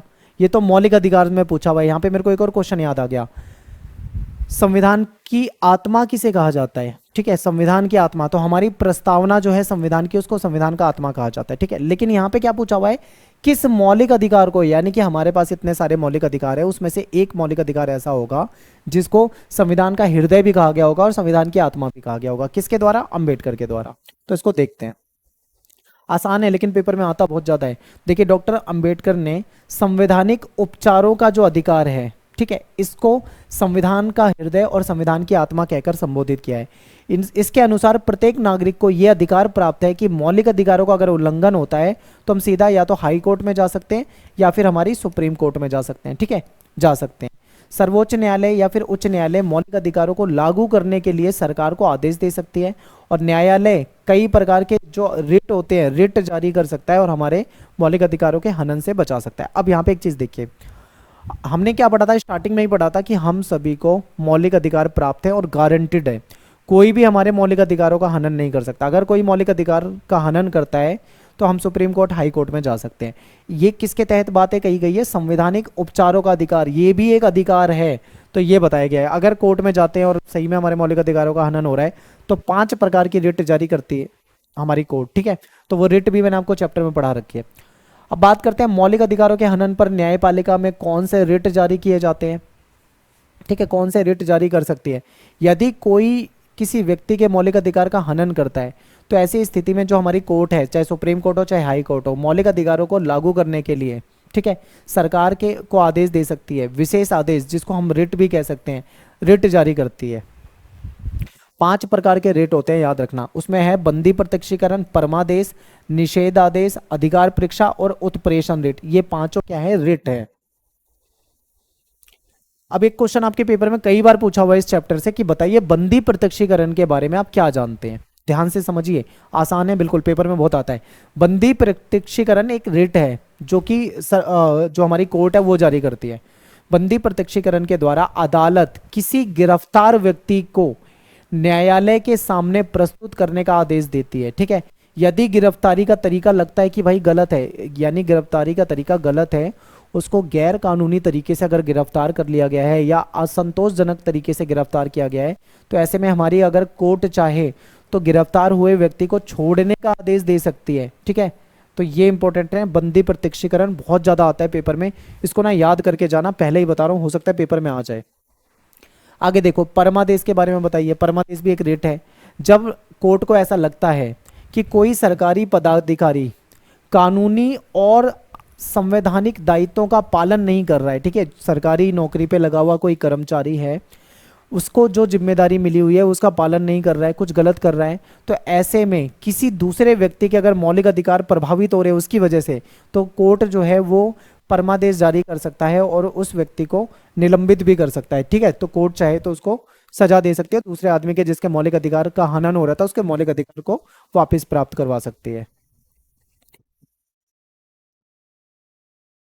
अगला है कि मौलिक अधिकार और नीति निर्देशक तत्व जो हैं इसके बीच में क्या संबंध है। कभी कभी इनके बीच में अंतर भी पूछ लेते हैं, तो इस क्वेश्चन को ध्यान से देखोगे तो आपको अंतर और संबंध दोनों समझ में आएगा। देखो, मौलिक अधिकार और नीति निर्देशक तत्वों का एक दूसरे के पूरक के रूप में देखा जाता है। कैसे? जहां पे मौलिक अधिकार आपको गारंटी देता है तो कुछ कमियां रह जाती है, उस कमियों को पूरा करने का काम नीति निर्देशक तत्व कर सकते हैं, यानी एक दूसरे के पूरक हैं। क्लियर है? आगे देखो, जहां मौलिक अधिकार सरकार के कुछ कार्यों पर प्रतिबंध लगाते हैं, क्योंकि मौलिक अधिकार सरकार को कुछ काम करने से रोकते भी हैं, ठीक है, तो वहीं दूसरी तरफ जो नीति निर्देशक तत्व होते हैं वो कुछ कार्यों को करने के लिए प्रेरणा देते हैं सरकार को कि सरकार बेहतर करे जनता के लिए। मौलिक अधिकार व्यक्ति के अधिकारों की बात करता है, ठीक है, मौलिक अधिकार की जब भी बात आएगी वो व्यक्ति के अधिकार की बात होगी, ठीक है, किसी इंडिविजुअल की बात चल रही है। लेकिन अगर नीति निर्देशक तत्व की बात करें तो उसमें पूरे समाज के अधिकारों की बात होगी, क्योंकि सरकार अगर नीति निर्देशक तत्व के तहत कहीं पे काम करती है तो किसी एक आदमी के लिए नहीं करेगी, पूरे समाज के लिए करेगी, ठीक है। कभी कभी नीति निर्देशक तत्वों को लागू करने में यह मौलिक अधिकार भी टकरा जाते हैं, कभी कभी विवाद हो जाता है। एक एग्जाम्पल देके मैं आपको समझाता हूँ कि जो संपत्ति का अधिकार कभी हमारा मौलिक अधिकार होता था, उसके तहत क्या था कि कोई भी व्यक्ति कितनी भी संपत्ति रख सकता है, ठीक है, पहले ऐसा होता था, जिसकी जितनी संपत्ति है वो अपने पास रख सकता है, कोई लिमिट तो होती नहीं थी। तो ऐसे में क्या था, एक जमींदार वर्ग होता था जिसके पास बहुत ज्यादा जमीन होती थी, बहुत ज्यादा जमीन होती थी, ठीक है, और एक किसान वर्ग ऐसा भी होता था जिसके पास बिल्कुल भी जमीन नहीं होती थी, वो उसका जो उसकी रोजी रोटी जो चलती थी वो खेती से चलती थी, लेकिन खेती करने के लिए उसके पास अपनी तो ज़मीन थी नहीं, तो वो खेती कहाँ करता था, दूसरे की ज़मीन पे करता था। वो एक तरह से पट्टे वाली खेती या किराए वाली खेती मान लो, ठीक है, ऐसे करता था। तो सरकार को ऐसा लगा कि भाई एक वर्ग ऐसा है समाज में जिसके पास इतनी सारी ज़मीनें हैं, बहुत ज़्यादा बेइंतहा ज़मीनें हैं, एक वर्ग ऐसा है जिसके पास कुछ भी नहीं है। तो सरकार ने फिर कुछ लिमिटेशन लगानी शुरू करी, जमींदारी प्रथा पे रोक लगाने की कोशिश की, प्रतिबंध लगाने की कोशिश की, ठीक है। तो ऐसे में वो जो जमींदार लोग थे वो कोर्ट में चले गए कि भाई संपत्ति का अधिकार तो हमारा मौलिक अधिकार है, आप उसका हनन कैसे कर सकते हो। अब समझो, अब न्यायपालिका और विधायिका के बीच में हो गया विवाद, क्योंकि भाई विधायिका चाहती थी कि अधिकारों को कम करा जाए और इन जमीनों को दूसरे लोगों में बांटा जाए, लेकिन उसने तो ये कह दिया कि भाई ये तो हमारा मौलिक अधिकार है, तुम इसे कम कैसे कर सकते हो बताओ। तो ऐसे में चला विवाद, केस चला, लंबा चला। फिर क्या हुआ, एंड में क्या होता है कि भाई यही लगता है कि सरकार, कुछ लोगों को जरूर उससे नुकसान होगा, कुछ गिनती के जो जमींदार लोग हैं उनकी संख्या काफ़ी कम थी, उनको नुकसान जरूर होगा, लेकिन एक बहुत बड़े वर्ग को, जो बहुत सारे ऐसे किसान हैं जिनके पास ज़मीन तक नहीं है, उसको इसका बहुत बड़ा फायदा होगा। तो किसी को नुकसान हो रहा है लेकिन बहुतों को फायदा हो रहा है। तो एंड में ये हुआ कि भाई हम ऐसा कर सकते हैं, ठीक है, और इस संपत्ति के अधिकार को मौलिक अधिकार से हटा के कानूनी अधिकार बना दिया, जाओ अब केस लड़ते रहो, ठीक है।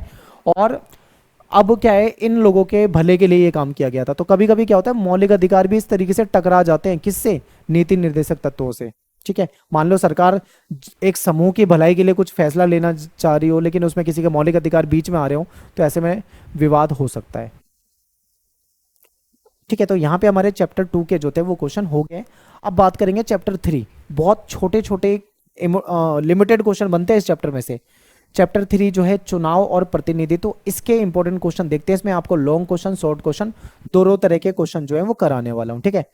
और मेरा गला थोड़ा बैठा हुआ है, मैं इसके लिए माफ़ी चाहता हूँ, आवाज़ हो सकता है थोड़ी सही ना आ रही हो। अब बात करते हैं सबसे पहले क्वेश्चन की कि चुनाव से क्या अभिप्राय है। आपने देखा होगा देश में इलेक्शन बहुत होते हैं, हर 5 साल बाद इलेक्शन होने लग जाते हैं। तो ये इलेक्शन आखिर होता क्या है, तो देखते हैं। किसी फैसले को लेने में सभी नागरिक जो हैं वो प्रत्यक्ष यानी डायरेक्ट रूप से भाग नहीं ले सकते, डायरेक्ट भाग नहीं ले सकते। इसलिए जनता जिस प्रक्रिया के द्वारा अपने नेता यानी अपने प्रतिनिधि को, अपने कैंडिडेट को चुनती है, इस प्रक्रिया को हम चुनाव कहते हैं, ठीक है। ये चुनाव कहलाती है। तो बहुत आसान है। अब भाई हमको अपने कैंडिडेट को जिताना है, किसी को मतलब हमें कुछ भी करवाना है, तो हम डायरेक्ट तो लाखों करोड़ों लोग देश के नहीं शामिल हो सकते। तो हम क्या करते हैं, अपने कैंडिडेट को भेज देते हैं, वो हमारी तरफ से आगे कानून बनाने में या हमारे लिए पॉलिसी बनाने में काम करेगा। तो इसी को चुनाव कहा जाता है। चुनाव प्रक्रिया के द्वारा जनता जिस व्यक्ति को चुनकर, चुनने का मतलब है वोट देकर, संसद या फिर विधानसभा में भेजती है, उस व्यक्ति को जनता का प्रतिनिधि कहा जाता है, यानी वो हमारा कैंडिडेट हो जाता है, ठीक है। जैसे मान लो विधानसभा के चुनाव हो रहे हैं, तो जो एमएलए का चुनाव हो रहा है उसमें जो भी कैंडिडेट है, 2 3 4 10 जितने भी खड़े हैं, उसमें से मान लो सबने एक को ज़्यादा वोट दिया, वो जीत जाएगा। यानी अब वो हमारी तरफ से गया है, हमने पसंद किया है, हमने वोट करा है, हमने उसको आगे पहुंचवाया है, ठीक है। तो ये चुनाव होता है, ये पूरा का पूरा प्रोसेस जो है चुनाव कहलाता है। अब चलते हैं थोड़ा सा और आगे समझते हैं प्रत्यक्ष चुनाव और अप्रत्यक्ष जो लोकतंत्र होता है, इसमें क्या अंतर होता है। अब देखो ये जो सिस्टम है ना, ये सब जगह तो चल ही नहीं सकता। प्रत्यक्ष लोकतंत्र को समझेंगे फिर देखते हैं। प्रत्यक्ष लोकतंत्र में जनता के जो रोजमर्रा के यानी जो डेली लाइफ के जो फैसले होते हैं और जो सरकार चलाने में सीधे भाग लेते हैं, ठीक है, यानी डेली लाइफ की फैसले लिए जाते हैं और सरकार चलाने में सीधा भाग लेते हैं। प्राचीन यूनान की स्थानीय सरकारें जो होती थी, खास तौर से ग्राम सभा होती थी या फिर प्रत्यक्ष प्रजातंत्र के लिए, ये उसका अच्छा एग्जाम्पल है कि कभी प्राचीन समय में यूनान वगैरह में ग्राम सभा, ग्राम पंचायत टाइप की जो होती थी वो ऐसे चलती थी। एग्जाम्पल के लिए मान लीजिए किसी गांव में 100 लोग रहते हैं, ठीक है, वो क्या है, ग्राम सभा के मेंबर है। तो उन सबको 100 लोगों को ग्राम सभा में बुलाना पॉसिबल है कि भाई गांव के लिए कोई फैसला लेना है, मान लीजिए, वो सबके सब लोगों को बुला लिया जाएगा, उनसे बोला जाएगा भाई कि हमारे पास इतना पैसा जमा हो गया है, हमको ये स्कूल बनाना है, ये बनाना है, वो बनाना है, XYZ जो भी है, ये काम करना है। तो कितने लोग सहमत है, तो लोग अपना हाथ खड़ा कर देंगे, भाई हम सहमत हैं, या कोई नहीं सहमत होगा वो हाथ नहीं खड़ा करेगा। तो इस तरीके से वहां पे तुरंत वोटिंग हो जाएगी, तुरंत पता लग जाएगा कि ज़्यादा लोग सहमत है या नहीं है। इसको प्रत्यक्ष लोकतंत्र कहा जाता है। क्लियर है। क्या ये ऐसे देश में पॉसिबल है जहां की जनसंख्या करोड़ों में हो, अरबों में हो, खरबों में हो, अरबों करोड़ों में हो, या पूरे दुनिया भर के देशों में क्या ये अप्लाई हो सकता है? तो इसका आंसर है आज के समय में ये चीज़ अप्लाई हो पाना ना के बराबर है। भारत जैसे देश में तो बिल्कुल भी नहीं हो सकती है, इसी को प्रत्यक्ष लोकतंत्र कहा जाता है। अब अप्रत्यक्ष लोकतंत्र क्या होता है भाई, पेपर में ये भी आ जाता है, बताइए अप्रत्यक्ष लोकतंत्र क्या होता है। देखिए, जब लाखों करोड़ों लोग कोई फैसला उनको लेना हो तो प्रत्यक्ष लोकतंत्र को व्यवहार में लाना, यानी उसको अप्लाई कर पाना, ठीक है, पॉसिबल नहीं होता, उसको नहीं किया जा सकता। इसलिए जनता के शासन का अर्थ है, सामान्यतः क्या होता है कि जनता के प्रतिनिधियों के द्वारा चलने वाले शासन से है। यानी कि अब क्या करेंगे, लाखों करोड़ों लोग मिलकर अपने एक व्यक्ति को वोट देकर जिता देंगे, ठीक है, वो जीत जाएगा, वो अब उन लाखों लोगों का क्या हो जाएगा, प्रतिनिधि हो जाएगा। यानी कि हम डायरेक्ट तो नहीं शामिल हो रहे, लेकिन हम अपने प्रतिनिधि को भेज रहे हैं। इसको कहा जाता है अप्रत्यक्ष लोकतंत्र। तो यही हमारे देश में है, ठीक है, और दुनिया के ज्यादातर देश में यही है। इसमें जनता अपने प्रतिनिधि को चुनकर भेजती है और ये लोग शासन में भाग भी लेते हैं और कानून भी बनाते हैं, ठीक है। तो इसको क्या कहा जाता है, अप्रत्यक्ष लोकतंत्र। इंपॉर्टेंट है, आ सकता है पेपर में। अगला देखते हैं, चुनाव आयोग के बारे में कुछ बताइए, ठीक है। हो सकता है भाई ये शॉर्ट क्वेश्चन में आ जाए, लॉन्ग क्वेश्चन में आ जाए, कैसे भी आ जाए, तो आप चुनाव आयोग के बारे में बता सकते हो। देखो, चुनाव आयोग जो है हमारा 1950 में बनाया गया था। काम क्या करता है, ये हमारे देश में चुनाव कराने की जिम्मेदारी इसकी होती है, चुनाव आयोग की। इसको इलेक्शन कमीशन और निर्वाचन आयोग भी कहते हैं। मान लीजिए पेपर में चुनाव आयोग की जगह निर्वाचन आयोग आ जाए तो कंफ्यूज हो जाओगे या नहीं होगे, बिल्कुल भी कंफ्यूज मत होना। निर्वाचन आयोग हो, इलेक्शन कमीशन हो, चुनाव आयोग हो, एक ही चीज होती है, ठीक है, समझना इसको। आगे देखिए, भारत के संविधान का जो आर्टिकल 324 है, इसमें निर्वाचन आयोग के बारे में बताया गया है। भारत का निर्वाचन आयोग जो है, इसकी मदद करने के लिए एक मुख्य निर्वाचन अधिकारी होता है, ठीक है, जो मेन होता है। और निर्वाचन आयोग स्थानीय निकायों के चुनाव कराने के लिए जिम्मेदार नहीं होता, ये भी इंपॉर्टेंट है।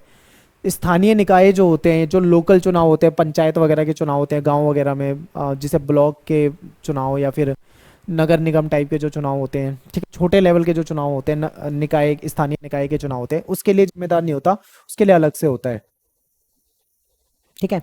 उसके लिए राज्यों में क्या होता है, राज्य के निर्वाचन आयुक्त अलग से होते हैं, जो निर्वाचन आयोग से अलग होकर काम करते हैं।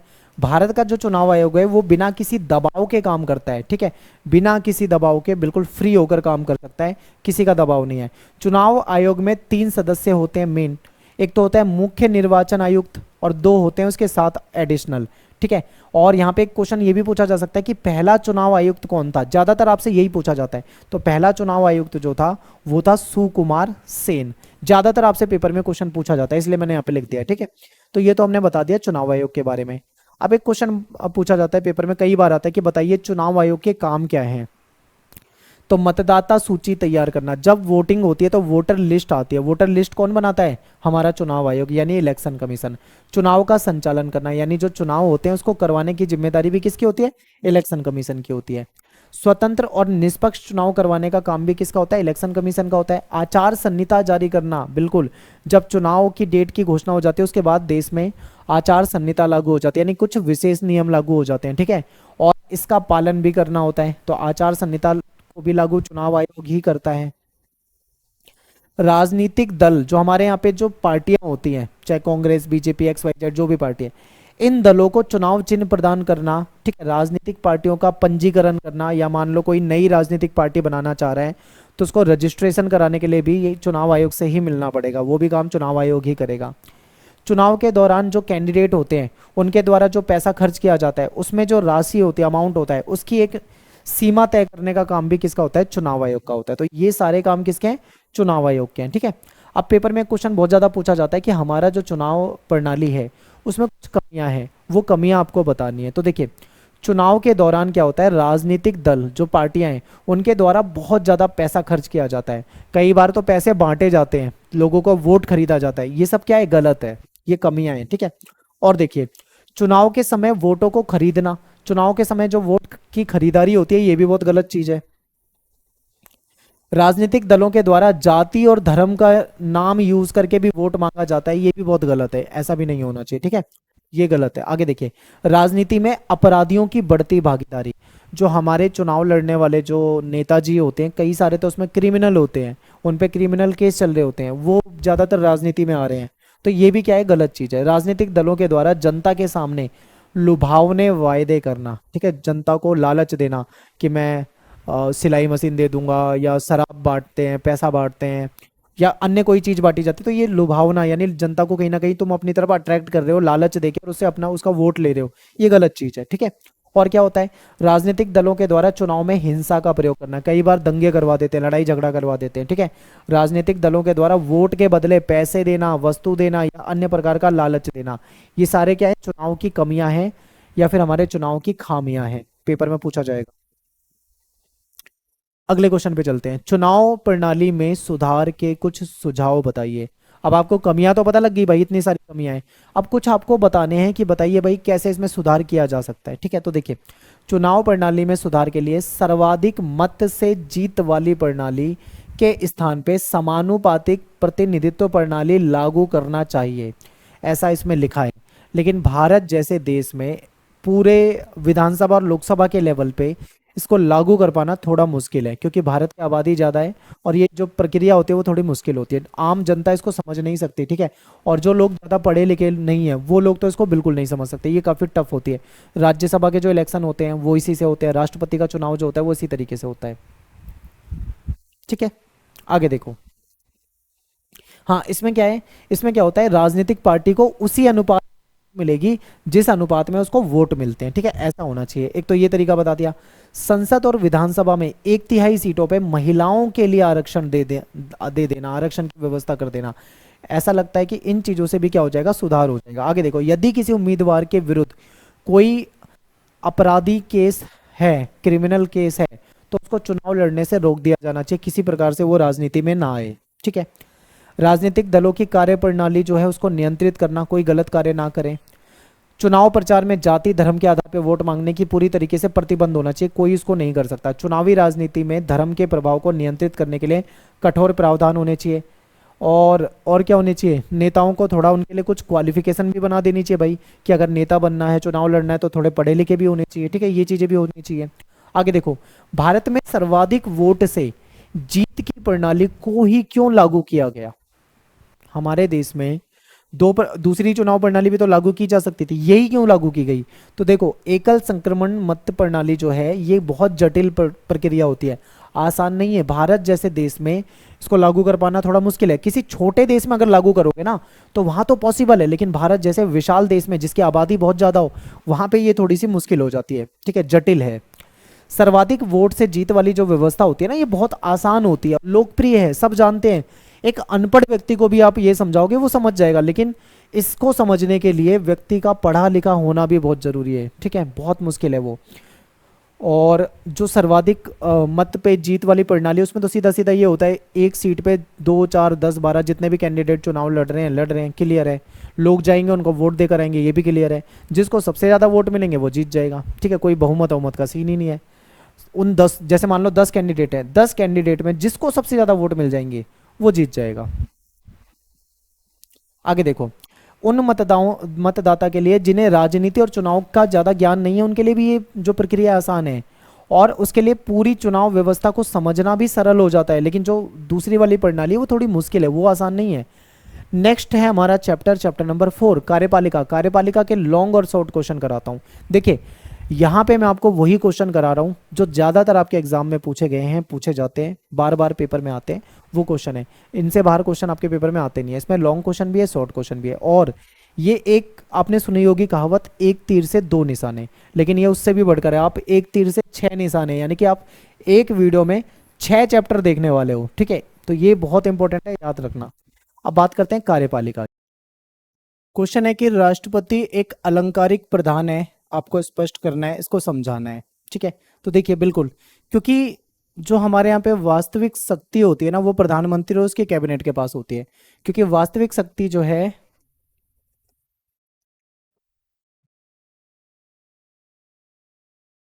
ठीक है, वो प्रधानमंत्री और उसकी मंत्रिपरिषद के पास होती है। प्रधानमंत्री की शक्तियां जो है वो किन परिस्थितियों पर निर्भर करती है और कैसे, ये क्वेश्चन है कि प्रधानमंत्री कब ज़्यादा पावरफुल होगा और कब ज़्यादा पावरफुल नहीं होगा। तो बहुत आसान है, आपको पता है कि जब पूर्ण बहुमत की सरकार होगी तो प्रधानमंत्री जो है वो बिल्कुल पावरफुल होगा, दमदार फैसले ले सकता है, अपने दम पे ले सकता है। लेकिन मान लीजिए अगर गठबंधन की सरकार है, कई सारे जो दलों के साथ मिलकर सरकार बना रखी है, तो क्या होगा, ऐसे में उसको सबकी माननी पड़ेगी। ठीक है, तो जब सदन में पूर्ण बहुमत होता है तो प्रधानमंत्री जो है वो प्रभावशाली होता है।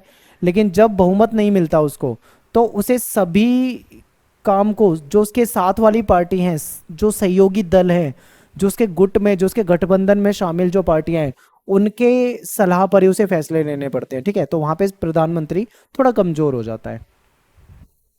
नेक्स्ट है कि कार्यपालिका किसे कहते हैं। तो आप सभी जानते हैं कार्यपालिका लोगों का ऐसा समूह होता है जो नियम कायदे कानून को लागू करवाने का कार्य करता है। ठीक है, कानून को बनाता कौन है, ये तो हमने पढ़ा था, विधायिका कानून बनाती है, उसको लागू कौन करवाता है, कार्यपालिका करवाती है। ठीक है, आसान है, आगे देखते हैं। कार्यपालिका के अंतर्गत प्रधानमंत्री, राष्ट्रपति, मंत्री और सरकारी कर्मचारी जो आईएएस ऑफिसर होते हैं, आईएएस आईपीएस सिविल सेवा के जो अधिकारी होते हैं, वो सारे आ जाते हैं। ठीक है, नेक्स्ट क्वेश्चन है कि कार्यपालिका कितने प्रकार की होती है। तो उसको अगर हम कैटेगरी में बांटे, दुनिया भर के देशों में अगर हम सिस्टम देखें, अमेरिका में, फ्रांस में, जर्मनी में, ब्रिटेन में, भारत में, ठीक है, किसी भी दुनिया के देश में देखोगे तो आपको ज़्यादातर इन तीन में से ही कोई एक प्रणाली मिलेगी। तो कार्यपालिका जो होती है वो तीन प्रकार की होती है। एक है अध्यक्षात्मक, एक है अर्ध अध्यक्षात्मक और एक है संसदात्मक। ठीक है, तीन प्रकार की। चैप्टर की अगर आपने वीडियो नहीं देखी है तो चैप्टर वाइज मैंने वीडियो बना रखी है, वहां पे जरूर देखना, सारी चीज़ों को बहुत डिटेल में बताया है। यहाँ पे आपको मैं केवल इंपॉर्टेंट क्वेश्चन करा रहा हूँ। ठीक है, तो चलिए सबसे पहले अध्यक्षात्मक की बात कर लें। देखिए, जिस देश में राष्ट्रपति, ठीक है, राष्ट्रपति जो है देश का प्रमुख होता है, सरकार का भी प्रमुख होता है, और सारी जो ताकत होती है, ज्यादा पावरफुल जो होता है वो राष्ट्रपति होता है। ठीक है, तो उस जगह पे जो शासन प्रणाली होती है उसको अध्यक्षात्मक कार्यपालिका कहा जाता है। और दूसरी तरफ है अर्ध अध्यक्षात्मक, यहाँ पे राष्ट्रपति देश का प्रमुख होता है, प्रधानमंत्री सरकार का प्रमुख होता है। अब देखो, राष्ट्रपति देश का प्रमुख है लेकिन प्रधानमंत्री सरकार का प्रमुख है। प्रधानमंत्री और उसका जो मंत्री परिषद है, ठीक है, वो विधायिका के प्रति जवाबदेह होता है। तो अगर ऐसा सिस्टम किसी देश में होता है तो वो क्या कहलाएगा, अर्ध अध्यक्षात्मक, यानी कि राष्ट्रपति भी है, प्रधानमंत्री भी है। राष्ट्रपति देश का प्रमुख है, प्रधानमंत्री सरकार का प्रमुख है। ठीक है, तो ऐसा सिस्टम है तो अर्ध अध्यक्षात्मक। तीसरा है संसदात्मक कार्यपालिका, इसको संसदीय कार्यपालिका भी कहा जाता है। इसमें सरकार का जो प्रमुख होता है, यानी सरकार का जो हेड है वो प्राइम मिनिस्टर होगा। विधायिका दल में बहुमत दल का नेता भी कौन होगा, प्राइम मिनिस्टर होगा। विधायिका के प्रति जवाबदेह भी कौन होगा, प्राइम मिनिस्टर होगा। तो ऐसी व्यवस्था है तो उसको संसदात्मक या संसदीय कार्यपालिका कहा जाएगा। ठीक है, तो ये तीन प्रकार की कार्यपालिका होती है। अब पेपर में देखो क्वेश्चन ऐसे नहीं आएगा, हो सकता है ऐसे ना पूछे आपसे, आपसे सीधा सीधा पूछें कि बताइए अध्यक्षात्मक कार्य जो पालिका है उसके बारे में बताइए, तो आपको सीधा ये बताना होगा। या आपसे बोले अर्ध अध्यक्षात्मक क्या है तो आपको ये बताना है। ठीक है, इस तरीके से। एक क्वेश्चन और आपके पेपर में आता है, ये बहुत ज्यादा पूछा जाने वाला क्वेश्चन है कि राजनीतिक कार्यपालिका और स्थायी कार्यपालिका में अंतर बताना है। राजनीतिक कार्यपालिका में क्या होता है, ठीक है, इसमें जो नेता वगैरह होते हैं राजनीतिक कार्यपालिका कहलाएगी। स्थायी कार्यपालिका में जो हमारे सरकारी अधिकारी, सरकारी कर्मचारी होते हैं वो स्थायी कार्यपालिका में आ जाते हैं। ठीक है, इसको अस्थायी कार्यपालिका भी कहा जाता है। तो इसको समझते हैं, ध्यान से समझना, मैंने आपको चैप्टर में भी बता रखा है। क्योंकि देखो हमारे जो नेता वगैरह होते हैं, जो चुनाव लड़के आते हैं, वो क्या होते हैं, सरकार जो होती है हमारी 5 साल के लिए चुनी जाती है। जो राजनीतिक कार्यपालिका है वो 5 साल के लिए चुनी जाती है और समय से पहले भी हटाई जा सकती है। मान लीजिए कोई सरकार आ गई 5 जीत कर, तो वो जरूरी नहीं है पूरे 5 साल चले, हो सकता है समय से पहले भी हटा दिया जाए। और गठबंधन की सरकार है फिर तो भाई पूछो ही मत, कभी भी हटाई जा सकती है, गिर सकती है। तो ये लोग जो होते हैं, नेता होते हैं, अपने कार्य में निपुण नहीं होते, एक्सपर्ट नहीं होते। ठीक है, तो इसको हम क्या बोलते हैं, अस्थायी कार्यपालिका, या दूसरे शब्दों में हम इसको कह सकते हैं राजनीतिक कार्यपालिका। दूसरी तरफ है स्थायी कार्यपालिका। स्थायी कार्यपालिका में क्या होते हैं, सरकारी कर्मचारी होते हैं। ठीक है, आईएएस आईपीएस ऐसे अधिकारी और उनसे नीचे लेवल के भी। तो ये क्या काम करते हैं, ये रिटायरमेंट की आयु तक काम करते हैं। ठीक है, तो जो इनकी रिटायरमेंट की एज है 60 साल 62 साल, जो भी मतलब इनके नौकरी में इनकी रिटायरमेंट की एज है, उस एज तक ये लोग काम करेंगे। इसीलिए इसको हम क्या बोल रहे हैं, इसको हम बोल रहे हैं स्थायी कार्यपालिका, क्योंकि लंबे समय तक काम करते हैं ये। ठीक है, और देखो आगे, अपने कार्यों में दक्ष होते हैं, निपुण होते हैं, यानी एक्सपर्ट होते हैं, ट्रेनिंग लिए होते हैं, पढ़े लिखे लोग होते हैं। ठीक है, नेता तो बिना पढ़ा लिखा भी आपको मिल सकता है, लेकिन ये जो स्थायी कार्यपालिका है ये पढ़े लिखे लोग होते हैं। और दक्ष और निपुण होने के कारण ही राजनीतिक कार्यपालिका की मदद करते हैं कोई पॉलिसी बनाने में। ठीक है, क्योंकि इधर जो राजनीतिक कार्यपालिका है इस पे लोग जो हैं वो पढ़े लिखे और निपुण नहीं है सारे। ठीक है, लेकिन यहाँ पे सारे हैं, तो ये क्या करते हैं, इनकी पॉलिसी बनाने में इनकी मदद करते हैं। आगे देखो अगला क्वेश्चन है, कार्यपालिका से क्या अभिप्राय है। कार्यपालिका सरकार का वह अंग होता है जो कानून को लागू करवाता है। सिंपल, कम शब्दों में पूछे तो। अध्यक्षात्मक कार्यपालिका से क्या अभिप्राय है, अभी मैंने बताया था ना, जहां पे राष्ट्रपति के पास ज्यादा पावर हो, यानी यहाँ पे राष्ट्रपति जो होता है वो कार्यपालिका और विधायिका दोनों का ही अध्यक्ष होता है, ज्यादा पावरफुल होता है।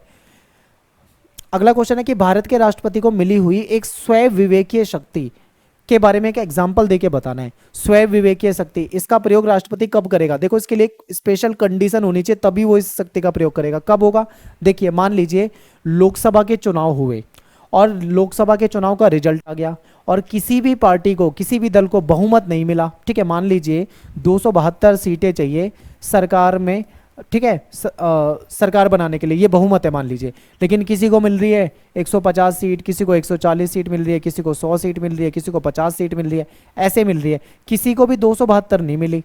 अब ऐसे में आपस में लड़ रहे हैं, भाई हम बनेंगे प्राइम मिनिस्टर, हम बनेंगे, तो सरकार, ये जो राष्ट्रपति है वो देखेगा कि कौन बहुमत को जुटा सकता है, ठीक है, किसको प्राइम मिनिस्टर बनाना है वो ये देखेंगे। अब इतने कम में तो वैसे भी नहीं बना पाएगा कोई सरकार, उसको गठबंधन तो करना ही पड़ेगा, ठीक है, इतनी कम सीटों में तो सरकार बननी ही नहीं है किसी भी हालत में।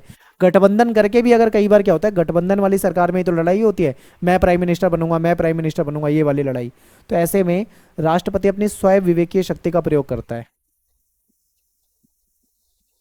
अगला क्वेश्चन देखो, पॉकेट वीटो से क्या अभिप्राय है। पॉकेट वीटो से आप क्या समझते हैं, यदि राष्ट्रपति किसी विधेयक पर अनुमति दिए बगैर, ठीक है, उस विधेयक को लंबे समय तक अपने पास रख लेता है तो इसको बोलते हैं राष्ट्रपति की पॉकेट वीटो वाली पावर, ठीक है। ये ऐसा कब होता है, जैसे मान लो कोई कानून है, सॉरी कोई विधेयक है, कानून तो वो बाद में बनता है ना, मान लो कोई विधेयक है वो राज्यसभा में पास हो गया, फिर उसके बाद वो लोकसभा में गया, लोकसभा में भी पास हो गया, अब तीसरे नंबर पे किस पे जाएगा, राष्ट्रपति पे जाएगा।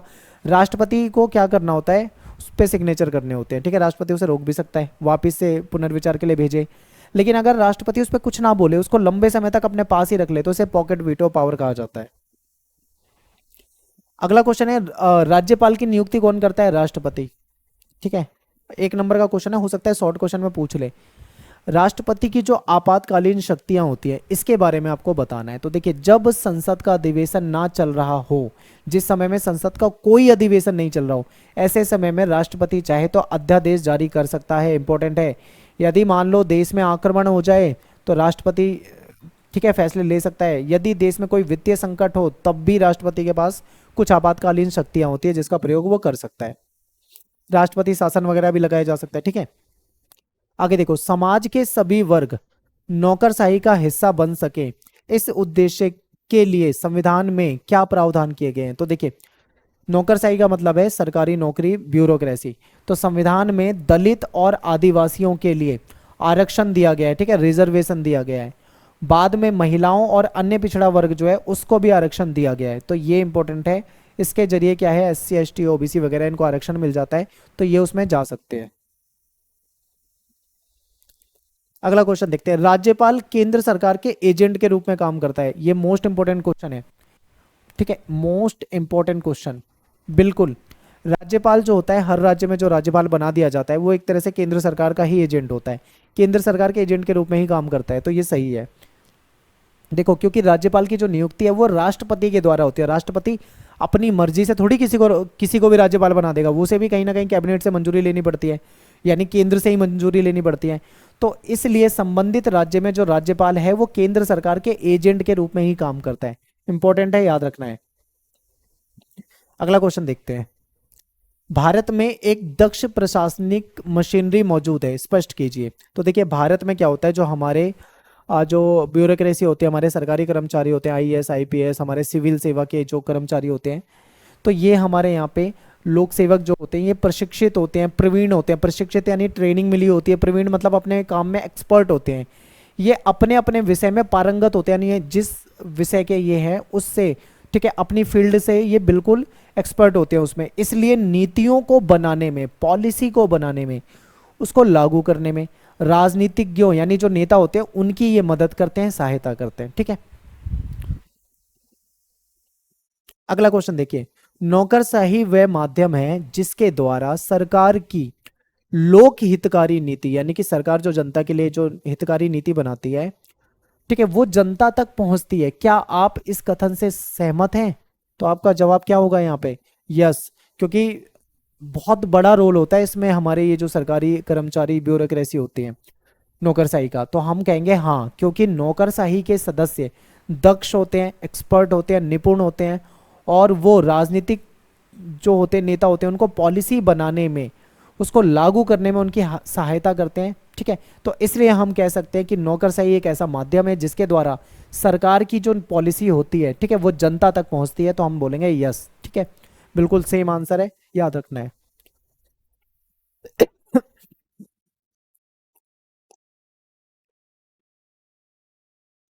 आगे चलते हैं। अगला क्वेश्चन है कि राष्ट्रपति के ऐसे कौन से विशेष अधिकार हैं जो राष्ट्रपति की शक्ति को और ज्यादा प्रभावी बनाते हैं। एक तो है उसके पास वीटो पावर, जो हमें भी पढ़ चुके हैं। दूसरा क्या है कि जब गठबंधन की सरकार होती है ना, उस समय प्राइम मिनिस्टर का चुनाव जो है राष्ट्रपति अपनी स्वयं विवेकीय शक्ति के आधार पे कर सकता है। ठीक है, मान लीजिए ऐसा एक बार हुआ था। कब हुआ था? जब इमरजेंसी हुई थी। ठीक है, इमरजेंसी के बाद जो जनता पार्टी की सरकार आई थी उसमें मोरारजी देसाई हो गए, ठीक है, बाबू जगजीवन राम हो गए, चौधरी चरण सिंह हो गए, ये तीनों आपस में लड़ रहे थे, मैं प्राइम मिनिस्टर बनूंगा, मैं प्राइम मिनिस्टर बनूंगा। मान लीजिए कभी ऐसी कंडीशन आ जाए, तो ऐसे में राष्ट्रपति काफी ताकतवर हो सकता है, वो बना सकता है किसी को। अगला क्वेश्चन है कि संसदीय कार्यपालिका की चार विशेषता आपको बतानी है। तो देखिए, संसदीय कार्यपालिका में सरकार का जो प्रमुख होता है वो प्रधानमंत्री होता है, क्योंकि हमारे यहाँ पे ये व्यवस्था है, आप जानते हैं। राष्ट्र का प्रमुख यहाँ पे राष्ट्रपति होता है या फिर राजा रानी होता है। अब भारत की अगर तुलना करें तो भारत में राष्ट्रपति पद है, लेकिन बहुत सारे देशों में राष्ट्रपति ना होकर राजा या रानी का पद होता है। ठीक है, तो कई सारे देशों में ऐसा भी होता है। विधायिका में बहुमत दल का नेता जो होता है वो प्राइम मिनिस्टर होता है। और ये क्या होता है, जो प्राइम मिनिस्टर है ये विधायिका के प्रति जिम्मेदार होता है, उत्तरदायी भी होता है। ठीक है, ये इंपॉर्टेंट है। तो ये संसदीय कार्यपालिका की चार विशेषताएं, और हमारे देश में यही व्यवस्था है, तो ये आपको याद रखना है। आगे देखिए, प्रधानमंत्री राष्ट्रपति तथा संसद के बीच में, ठीक है, राष्ट्रपति और संसद के बीच में एक सेतु यानी पुल का काम करता है। स्पष्ट करना है, आया हुआ क्वेश्चन है पेपर में। तो देखिए, प्रधानमंत्री जो होता है वो राष्ट्रपति को सलाह देता है, ठीक है, और सदन की कार्यवाही से अवगत कराता है। सदन में क्या हुआ, क्या कार्यवाही चली, क्या बात हुई, किस चीज पे क्या था, ये सारी जानकारी प्रधानमंत्री प्रोवाइड कराएगा। और सदन को राष्ट्रपति का संदेश, मान लो राष्ट्रपति का कोई संदेश है, तो वो भी देने में प्रधानमंत्री एक पुल की भूमिका निभाता है, एक सेतु की भूमिका निभाता है। ठीक है, इंपॉर्टेंट है। अगला क्वेश्चन देखिए, आमतौर पर यह देखा गया है कि संसदीय कार्यपालिका वाले देशों में प्रधानमंत्री जो होता है ज्यादातर ज्यादातर देशों में बहुत ताकतवर होता है। ऐसा किन कारणों से होता है? भारत की भी अगर हम बात करें तो बिल्कुल, भारत में भी जो प्राइम मिनिस्टर है वो ताकतवर होता है। क्यों होता है भाई, कैसे होता है, इसको समझाइए। क्योंकि देखिए, मंत्री परिषद पर प्रधानमंत्री का पूरा नियंत्रण होता है। इसको ना आप एक बार भारत के नजरिए से देखो, कि मान लीजिए भारत का क्वेश्चन है, तो देखो यहाँ पे जो मंत्री परिषद है इस पे प्रधानमंत्री का पूरा नियंत्रण होता है। प्रधानमंत्री चाहे तो किसी को कोई विभाग अपनी मंत्री परिषद में दे सकता है, चाहे तो किसी को हटा भी सकता है। ये सारा जो पावर है वो किसके पास है? प्राइम मिनिस्टर के पास।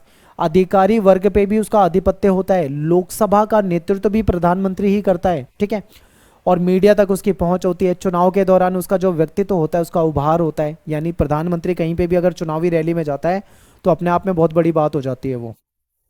अंतर्राष्ट्रीय सम्मेलन अगर कोई हो तो उसके दौरान में भी राष्ट्रीय नेता की छवि के रूप में प्रधानमंत्री होता है। विदेश यात्रा के दौरान राष्ट्रीय नेता की छवि के रूप में प्राइम मिनिस्टर होता है। इसके अलावा जो कोई बाहरी देशों से कोई समझौता होता है तो वहां पे भी मुख्यतः जो होता है वो कौन होता है? प्राइम मिनिस्टर ही होता है। ठीक है, तो ये भी आपको याद रखना इंपॉर्टेंट है, आ सकता है पेपर में। अगला क्वेश्चन है कि प्रधानमंत्री के चुनाव में राष्ट्रपति अपनी मनमर्जी नहीं चला सकता। स्पष्ट करो। बिल्कुल, देखिए, राष्ट्रपति किसी को भी प्रधानमंत्री नहीं बना सकता। वो कंडीशन अलग होती है जो मैंने आपको बताया था, कि मान लो किसी को बहुमत नहीं मिला, गठबंधन का सीन हो रहा है, दो तीन लोग लड़ रहे हैं, प्राइम मिनिस्टर बनाऊंगा, वो अलग बात है। एक नॉर्मल कंडीशन में देखें तो राष्ट्रपति किसी को भी प्रधानमंत्री नहीं बना सकता। देखिए, समझिए क्यों। क्योंकि केवल लोकसभा में बहुमत प्राप्त दल के नेता को ही प्रधानमंत्री बनाया जा सकता है। जब लोकसभा के चुनाव होते हैं उसके बाद उसका रिजल्ट आता है, फिर देखा जाता है कि कौन सी पार्टी को बहुमत मिला है, उस पार्टी से ही प्रधानमंत्री बनाया जाएगा। ऐसे नहीं कि कम, जिसको सीटें बहुत कम मिली उसको भी प्रधानमंत्री बना दिया उसकी पार्टी से, ऐसा नहीं होगा। और गठबंधन के समय में जिस व्यक्ति को सदन की विश्वास प्राप्त होता है, ठीक है, जिसको लगता है कि भाई हाँ ये सदन में इस बहुमत साबित कर सकता है, उसको प्राइम मिनिस्टर बनाया जा सकता है। ठीक है,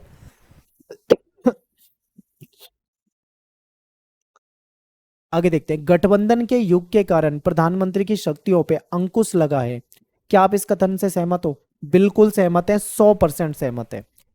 सीधा सीधा आपको ये बताना है, आप सभी जानते हैं कि मान लो लोकसभा के चुनाव हुए और किसी पार्टी को बहुमत मिल गया, तो वो तो भाई बिल्कुल वहां का राजा है, पूरा बहुमत है, जैसे चाहे वैसे फैसले ले सकता है। लेकिन अगर वो गठबंधन में है तो वो जैसे चाहे वैसे फैसले नहीं ले सकता, वो थोड़ा कमजोर हो जाता है। तो आपको क्या बताना है? हाँ, हम इस कथन से सहमत हैं कि गठबंधन के युग के कारण प्रधानमंत्री की जो शक्ति है ना, उस पे कहीं ना कहीं अंकुश लगा है।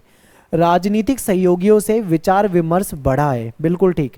गठबंधन वाला जो प्रधानमंत्री होता है वो मंत्रियों का चयन अपनी मर्जी से नहीं कर सकता, कहीं ना कहीं उसको जो गठबंधन है उसको भी कैबिनेट में शामिल करना पड़ेगा, ठीक है। उनके दबाव में काम करेगा, पॉलिसी बनानी है तो उनको विश्वास में लेकर पॉलिसी बनानी है। मान लो कल को उन्होंने बोला कि भाई तू तो हमारी बात नहीं मानता, हम तो समर्थन खींच रहे हैं, तो ऐसे में क्या होगा? सरकार गिर जाएगी। तो इसलिए प्राइम मिनिस्टर यहाँ पे कमजोर हो जाता है। चैप्टर 4 हो गया। अब बात करते हैं चैप्टर 5। चैप्टर 5 है हमारा विधायिका। इस चैप्टर के मोस्ट इंपोर्टेंट जो लॉन्ग और शॉर्ट क्वेश्चन है इसको देखते हैं। अगला क्वेश्चन है, विधायिका जो है वो किसे कहते हैं? तो देखिए, विधायिका जनता के द्वारा निर्वाचित होती है, ये हमने पढ़ा ही हुआ है। जनता के प्रतिनिधि के रूप में काम करती है, क्योंकि भाई हम ही तो चुनकर भेज रहे हैं उनको वोट देकर, तो वो हमारे प्रतिनिधि के रूप में काम करती है। विधायिका जो है कानून का निर्माण करती है, ये भी हमने पढ़ा हुआ है। विधायिका कानून बनाएगी, न्यायपालिका उसको लागू करवाएगी। और संघ की जो विधायिका होती है यानी केंद्र की विधायिका, उसको हम संसद कहते हैं, ये भी हमने पढ़ा हुआ है। तो ये बहुत आसान है। आगे देखो, यह राष्ट्रपति और दोनों सदन, राज्यसभा और लोकसभा, इनसे मिलकर बनती है हमारी विधायिका। राज्यों की विधायिका जो होती है उसको विधानसभा या विधानमंडल कहते हैं, ठीक है। तो ये विधायिका है। अब देखो, दो तरह के चुनाव होते हैं, एक विधानसभा, ठीक है, एक लोकसभा। लोकसभा में जो होता है चुनाव, उसके बाद जो जीत कर आता है वो संसद में जाता है, ठीक है, सांसद बनता है। विधानसभा में जो जीत कर आता है वो राज्यों में अपनी सरकार बनाता है, यानी कि किस राज्य के विधानसभा के चुनाव है, जैसे मान लो पंजाब के विधानसभा के चुनाव हैं, बिहार के चुनाव है, बंगाल के चुनाव हैं, तो वो विधानसभा का हो जाएगा। वो जो जीतेगा वो उस राज्य में सरकार बनाएगा, लेकिन जो यहाँ पे जीतेगा लोकसभा में वो देश में सरकार बनाएगा, ठीक है। तो ये आपको पता होना चाहिए। आगे देखते हैं छोटे छोटे क्वेश्चन 1 मार्क्स के। सरकार के प्रमुख 3 अंग कौन से हैं? कार्यपालिका, विधायिका और न्यायपालिका। हम जानते हैं संसद के कौन से 3 सत्र होते हैं, इंपॉर्टेंट पूछा जा सकता है। देखिए, 3 सत्र होते हैं संसद के, एक होता है बजट, ठीक है, बजट सत्र, मॉनसून सत्र और शीतकालीन सत्र। फिर द्विसदनात्मक जो विधायिका होती है, इसके कोई 2 लाभ बताइए। देखिए, केंद्र में द्विसदनात्मक विधायिका है, आप जानते हो, जैसे कि संसद जो है 2 सदन है इसके, लोकसभा और राज्यसभा, ये तो केंद्र का हो गया। क्या राज्यों में भी ऐसा होता है? यस, कुछ राज्यों में है, 6 राज्यों में ऐसा है जहां पे द्विसदनीय विधायिका है। वहां पे विधानसभा तो होती होती है, ठीक है, वहां पे विधान परिषद भी होती है, इसको द्विसदनीय विधायिका कहा जाता है। तो इससे क्या फायदा है, ये देखो, समाज के सभी वर्गों और समाज के सभी क्षेत्रों को इसमें सही तरीके से प्रतिनिधित्व मिल जाता है। और दूसरा सदन जो है प्रथम सदन के कार्यभार को भी कम कर देता है। 2 सदन है तो कहीं ना कहीं जो पहला सदन है उस पर जो बोझ आता है काम का वो कम हो जाएगा यहाँ पे, ठीक है। और एक और फायदा है, कोई भी कानून बनाना है तो पहले वो एक सदन में जाएगा फिर दूसरे सदन में जाएगा, ठीक है। तो वहां से क्या है, 2 बार उसकी जांच भी हो जाएगी, 2 बार उस पर बहस भी हो जाएगी, 2 बार उस पर चर्चा भी हो जाएगी, ये बता सकते हैं। अगला क्वेश्चन है कि संसद के प्रमुख कार्य क्या हैं? तो देखिए, संसद जो है हमारी वो कानून बनाती है, आप सभी जानते हैं। कार्यपालिका को नियंत्रित करती है। ज्यादातर बच्चे यही लिखते हैं कि संसद कानून बनाती है, केवल इतना काम नहीं है, ये भी काम है उसके, तो आपको सारे याद रखने हैं, ठीक है। संसद कार्यपालिका को भी कंट्रोल में करती है। वित्तीय कार्य, बजट पारित करने का काम भी इसका है। संसद जरूरत पड़ने पे संविधान में कोई बदलाव करना है, संशोधन करना है, तो ये भी करती है। संसद निर्वाचन, ठीक है, संबंधी कार्य को भी करती है और देश का प्रतिनिधित्व करती है, पूरे देश का। संसद जो है एक बहस का मंच है, क्योंकि वहां पे विभिन्न नेता, ठीक है, बहस करते हैं, ठीक है। किसी कानून को बनने से पहले भी उस पर खूब चर्चा, वाद विवाद, बहस चलती है। अगला क्वेश्चन है कि संसद कार्यपालिका को कैसे नियंत्रित करती है? ये आपके पेपर में बहुत पूछा जाता है। तो देखिए, संसद कई तरीके से नियंत्रित करती है और मैंने वो तरीके कर रखे हैं रेड। पहला रेड देखो, बहस और वाद विवाद के जरिए संसद कार्यपालिका को नियंत्रित करती है। दूसरा है स्वीकार करना या अस्वीकार करना। मान लो संसद में कोई कानून बनने के लिए आ रहा है, सॉरी कोई विधेयक आ रहा है, ठीक है, तो उसको स्वीकार करना अस्वीकार करना इनके ऊपर होता है, तो इस तरीके से भी इसको नियंत्रित करती है। वित्तीय नियंत्रण के द्वारा भी नियंत्रित करती है और अविश्वास प्रस्ताव के जरिए भी नियंत्रित करती है। तो ये 4-5 तरीके हैं जो आपको याद रखने हैं। अगला क्वेश्चन है कि संसद कानून कैसे बनाती है। संसद के द्वारा कानून बनाने का जो एक प्रोसेस होता है वो थोड़ा लंबा प्रोसेस है, उसको समझते हैं। देखिए क्या होता है कि संसद का जो मेन काम होता है वो जनता के लिए कानून बनाना होता है। कानून बनाने के लिए एक प्रोसेस होती है, प्रक्रिया होती है, उसको अपनाया जाता है। जो हमारा कोई कानून होता है, जब कानून बन जाता है तो तब तो हम उसको कानून या एक्ट बोल रहे हैं, लेकिन वो कानून बनने से पहले एक विधेयक होता है, यानी कानून का जो प्रारूप होता है वो विधेयक होता है। ठीक है, कानून बनने से पहले तो संसद में एक विधेयक कई अवस्था से, कुछ प्रोसेस से होके गुजरता है। ठीक है, क्या होता है विधेयक? एक प्रस्तावित कानून का प्रारूप होता है। अब देखो विधेयक भी कई तरह के हो सकते हैं। मान लीजिए अगर विधेयक को कोई मंत्री प्रस्तुत कर रहा है, आमतौर पे नॉर्मली जितने भी विधेयक होते हैं ज़्यादातर उससे रिलेटेड मंत्री ही प्रस्तुत करता है, तो इसको हम क्या बोलते हैं? सरकारी विधेयक। सिंपल है। लेकिन मान लो अगर उसको कोई ऐसा व्यक्ति पेश कर रहा है जो उस चीज़ से रिलेटेड मंत्री नहीं है, तो वो निजी सदस्यों का विधेयक कहलाता है। ठीक है, तो ये हो गया।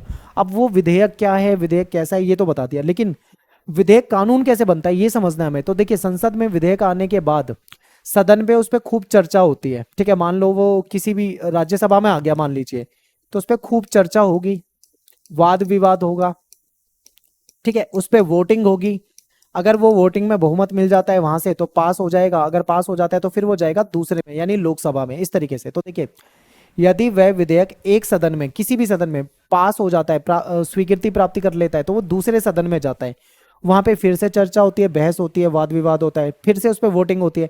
मान लो वहां से भी वो पास हो जाता है, दोनों सदन से पास हो गया, लोकसभा राज्यसभा दोनों से पास हो गया, तो वो जाता है राष्ट्रपति के पास। अब राष्ट्रपति की स्वीकृति अगर मिल जाती है, मान लो राष्ट्रपति के पास गया, राष्ट्रपति ने उसको देखा, उस पर सिग्नेचर कर दिए। जैसे ही राष्ट्रपति उस पर सिग्नेचर कर देता है, ठीक है, वैसे ही वो विधेयक विधेयक नहीं रहता। अब वो विधेयक विधेयक नहीं रहा, तो भाई अब वो विधेयक क्या बन गया? वो विधेयक बन जाता है कानून। ठीक है, सिंपल। तो ये होता है प्रोसेस। विधेयक कितने प्रकार के होते हैं? तो देखिए विधेयक कई प्रकार के हो सकते हैं, जैसे सरकारी विधेयक, निजी सदस्यों का विधेयक, वित्त विधेयक, गैर वित्त विधेयक, सामान्य विधेयक, संविधान संशोधन से रिलेटेड विधेयक। तो विधेयक जो है कई प्रकार के हो सकते हैं। पेपर में क्वेश्चन कैसे आएगा? किन्हीं 2 प्रकार के विधेयक के बारे में बताओ, तो कोई भी 2 लिख लेना। किन्हीं 4 प्रकार के विधेयक के बारे में बताओ, कोई भी 4 लिख देना, इस तरीके से। ये अच्छा क्वेश्चन है कि राष्ट्रपति राज्यसभा में कितने सदस्यों को मनोनीत करता है, यानी कि राष्ट्रपति के पास पावर होती है कि वो राज्यसभा के लिए 12 सदस्यों को मनोनीत कर सकता है। ठीक है, वो 12 सदस्य क्या किसी को भी उठा के कर देगा? नहीं, किसी को भी उठा के नहीं करेगा। वो साहित्य जगत में होना चाहिए, या वो विज्ञान से संबंधित होना चाहिए, या वो खेल से संबंधित होना चाहिए। जैसे सचिन तेंदुलकर है, वो क्रिकेटर थे, उनको राज्यसभा का सदस्य बनाया था राष्ट्रपति के द्वारा। तो क्यों? क्योंकि वो खेल से संबंधित थे। कोई कलाकार है, कोई फिल्म एक्टर है, हीरो, उसको बनाया जा सकता है। किसी ने समाज सेवा का काम कर रखा है, समाज सेवी है, तो उसको भी बनाया जा सकता है। ठीक है, तो इस तरीके से राष्ट्रपति 12 सदस्यों को मनोनीत करता है राज्यसभा के अंदर। अगला क्वेश्चन है कि भारत के किन्हीं 4 राज्यों का नाम बताओ जहां पे द्विसदनीय विधायिका है। मैंने आपको बताया था ना 6 राज्य हैं जहां पे द्विसदनीय विधायिका, लेकिन यहाँ पे क्या पूछा हुआ है? कोई 4 राज्यों के नाम बताओ, लेकिन हमने तो 6 बता दिए। तो ये 6 राज्यों के नाम रट लो, यहाँ से क्वेश्चन आता है पेपर में। यूपी में द्विसदनीय विधायिका है, बिहार में है, महाराष्ट्र में है, कर्नाटका में है, आंध्र प्रदेश में है, और जो तेलंगाना नया राज्य बना था यहाँ पर भी है। ठीक है, इन 6 राज्यों में द्विसदनीय विधायिका है, यानी 2 सदन है। द्विसदनीय विधायिका का मतलब है यहाँ पे विधानसभा तो देखो सभी राज्य में होती है, ये तो होती ही है, लेकिन यहाँ पे विधान परिषद भी है, इसीलिए इसको क्या बोलते हैं? द्विसदनीय। ठीक है, आगे चलते हैं। ये अच्छा क्वेश्चन है, यहाँ पे बच्चे गलत करते हैं, बहुत सारे बच्चे गलत करते हैं, ध्यान से समझो। क्वेश्चन है कि राज्यसभा का सदस्य बनने के लिए मिनिमम जो एज होती है वो कितने वर्ष होनी चाहिए? सही आंसर है 30। यदि मैं यहाँ पे ये लिख दूं, मैं यहाँ पे राज्यसभा को काट दूं, ठीक है, और मैं यहाँ पे ये पूछ लूं कि बताइए लोकसभा में, ठीक है, का सदस्य बनने के लिए मिनिमम जो एज है वो कितनी होनी चाहिए, तब आपका आंसर हो जाएगा 25। पेपर में जो आता है ना, कई बार बच्चे ना राज्यसभा में 25 लिख देते हैं, जबकि राज्यसभा में 30 होती है, लोकसभा में 25 होती है, कई बार वो लोकसभा में 30 लिख देते हैं। तो ये दोनों आपको अलग अलग याद करना पड़ेगा। ठीक है, समझना पड़ेगा, याद क्या करना, समझना है इसको। अगला चैप्टर है आपका न्यायपालिका। न्यायपालिका में से कुछ ही क्वेश्चन बनते हैं आपके पेपर में, जो इंपॉर्टेंट क्वेश्चन बनते हैं सारे आपको बताने वाला हूँ, ध्यान से देखिए। और इसके बाद हमारा जो मिड टर्म का जो सिलेबस है वो कंप्लीट हो जाएगा, सारे इंपॉर्टेंट क्वेश्चन हो गए। इसके बाद मैं आपके लिए एमसीक्यू की वीडियो भी बनाऊंगा, इंपॉर्टेंट एमसीक्यू। एक ही वीडियो में 6 के 6 चैप्टर करा दूंगा, ठीक है। अलग अलग वीडियो बनाता हूँ, दिक्कत होती है आपको ढूंढने में, एक में ही करा दूंगा।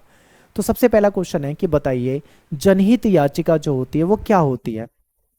तो देखिए, कानून की जो सामान्य प्रक्रिया होती है उसमें क्या होता है कि जब कोई व्यक्ति पीड़ित होता है, किसी व्यक्ति के साथ कुछ गलत होता है, लड़ाई झगड़ा कुछ हो जाए, उसको कोई नुकसान हो जाए, तो वो कहाँ पे जाता है, अदालत में जाता है। क्यों जाता है भाई, न्याय की मांग करता है। लेकिन जब पीड़ित के अलावा कोई अन्य व्यक्ति याचिका दाखिल करे तो उसको जनहित याचिका कहा जाता है, ठीक है। इसमें अदालत जो है पीड़ित को न्याय दिलाने का काम करती है, यानी कि जो इसमें कोर्ट में याचिका डाली है वो उस पीड़ित ने नहीं डाली जिसको कोई समस्या थी, बल्कि किसी दूसरे ने डाली है।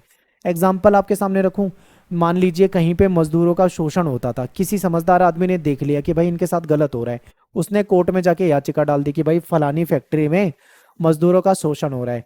अब कोर्ट उनकी सुनवाई कर सकती है, लेकिन जो पीड़ित है उन्होंने थोड़ी कहा है कि हमारे साथ शोषण हो रहा है, लेकिन किसी दूसरे ने कहा है, तो इसको जनहित याचिका कहा जाता है। जनहित यानी जनता के हित के लिए, ठीक है। नेक्स्ट क्वेश्चन है कि न्यायपालिका जो है भारत में, जो हमारा कोर्ट वाला सिस्टम है उसकी स्ट्रक्चर बतानी है। तो देखिए, हमारे यहाँ पे कोर्ट को अगर हम बांटे तो 4 कैटेगरी में बांट सकते हैं, ठीक है। सबसे ऊपर जो हमारी है, सबसे बड़ी अदालत जो है वो सुप्रीम कोर्ट है।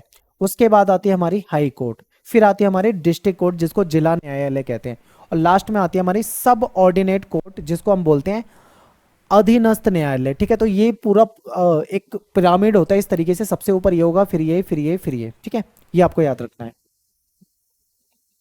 अगला क्वेश्चन है न्यायिक पुनरावलोकन से क्या अभिप्राय है। रट लो इसे, मोस्ट इंपोर्टेंट क्वेश्चन है, पेपर में बहुत पूछा जाता है, ठीक है। रट लो इसे बिल्कुल। देखिए, न्यायिक पुनरावलोकन का मतलब होता है कि सर्वोच्च न्यायालय यानी हमारी सुप्रीम कोर्ट किसी भी कानून की संवैधानिक जांच कर सकता है। यदि कोई कानून ऐसा लगता है कोर्ट को कि संविधान के प्रावधानों के विपरीत गलत तरीके से बनाया है, तो उस कानून को वो गैर संवैधानिक घोषित कर सकती है हमारी कोर्ट। इसको क्या बोलेंगे, न्यायिक पुनरावलोकन। केंद्र राज्य संबंध के मामले में सर्वोच्च न्यायालय जो है वो न्यायिक पुनरावलोकन की शक्ति का प्रयोग करके उनके विवादों को सुलझा भी सकती है, ठीक है। अगला क्वेश्चन देखते हैं, सक्रिय न्यायपालिका के क्या नुकसान है। इसके कुछ फायदे हैं तो इसके कुछ नुकसान भी है। आपसे नुकसान पूछा है तो देखिए, अब देखो, सक्रिय न्यायपालिका का सबसे बड़ा नुकसान जो है वो ये है कि आपको पता है हमारे देश में ऑलरेडी कोर्ट के पास कितने सारे केस जो हैं वो पेंडिंग पड़े हैं। एक व्यक्ति अदालत के चक्कर लगाने शुरू करता है तो 50 साल तक, कईयों की तो जिंदगी बीत जाती है, मर जाते हैं, लेकिन उनका केस खत्म नहीं होता, ऐसा है। तो ऐसे में अगर ये जो सक्रिय न्यायपालिका वाला कॉन्सेप्ट है उसकी वजह से जो न्यायपालिका का है उसका काम बढ़ जाता है, ठीक है। न्यायिक सक्रियता से विधायिका, कार्यपालिका और न्यायपालिका के कार्यों के बीच में अंतर करना मुश्किल हो जाता है। जो काम करना है हमारी विधायिका को, और मजबूरन वो काम किसको करना पड़ता है, न्यायपालिका को करना पड़ता है, तो विधायिका वाला काम की जिम्मेदारी उस पर चली गई ना, तो उसका काम बढ़ गया। तो ये इसका नुकसान है। जैसे देखो, वायु और ध्वनि प्रदूषण है, इसको दूर करने का काम किसका है, अदालत दूर करेगी नहीं, कौन करेगी, विधायिका को करना ये काम। लेकिन फिर भी जब अदालत विधायिका काम नहीं करती, हमारी कार्यपालिका काम अगर नहीं कर रही इसके ऊपर, तो कहीं ना कहीं अदालत में मामला जाता है, अदालत को देखना पड़ता है। तो इस तरीके से कहीं ना कहीं इसके नुकसान है। भ्रष्टाचार की जांच करना, चुनाव में सुधार करना, ये सब विधायिका की देखरेख में प्रशासन को करना चाहिए, लेकिन सरकार के प्रत्येक अंग एक दूसरे की शक्तियों और क्षेत्राधिकार का सम्मान करना चाहिए, ठीक है। ये भी इंपॉर्टेंट है। तो ये आपको समझना है कि सक्रिय न्यायपालिका के फायदे तो हैं, लेकिन इसके कुछ नुकसान भी है, उसका कार्य बढ़ता है। और इसकी वजह से कई बार पता है क्या होता है, विधायिका और कार्यपालिका और न्यायपालिका के बीच में कभी कभी ना थोड़ी खटपट भी हो जाती है। आगे देखिए, हमें स्वतंत्र न्यायपालिका की आवश्यकता क्यों है, ये इंपॉर्टेंट है, पेपर में बहुत आता है। देखिए, हर समाज में जो व्यक्ति रहते हैं उनके बीच में कभी कभी लड़ाई झगड़ा हो जाता है, विवाद हो जाता है, ठीक है, समस्या हो जाती है।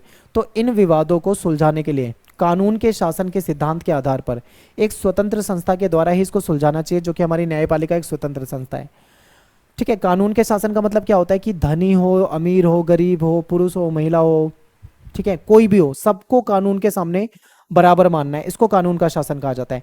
न्यायपालिका का प्रमुख कार्य क्या है, कानून के शासन की रक्षा करना और कानून की सर्वोच्चता को हमेशा बनाए रखना।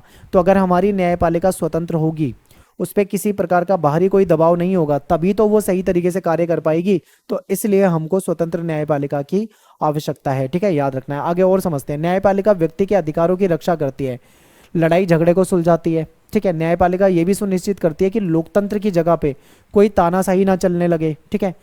संविधान में हमें स्वतंत्र न्यायपालिका की जरूरत इसीलिए पड़ती है, ये आपको बताना था, ताकि बिना किसी दबाव के हमारे न्यायपालिका कार्य कर सके।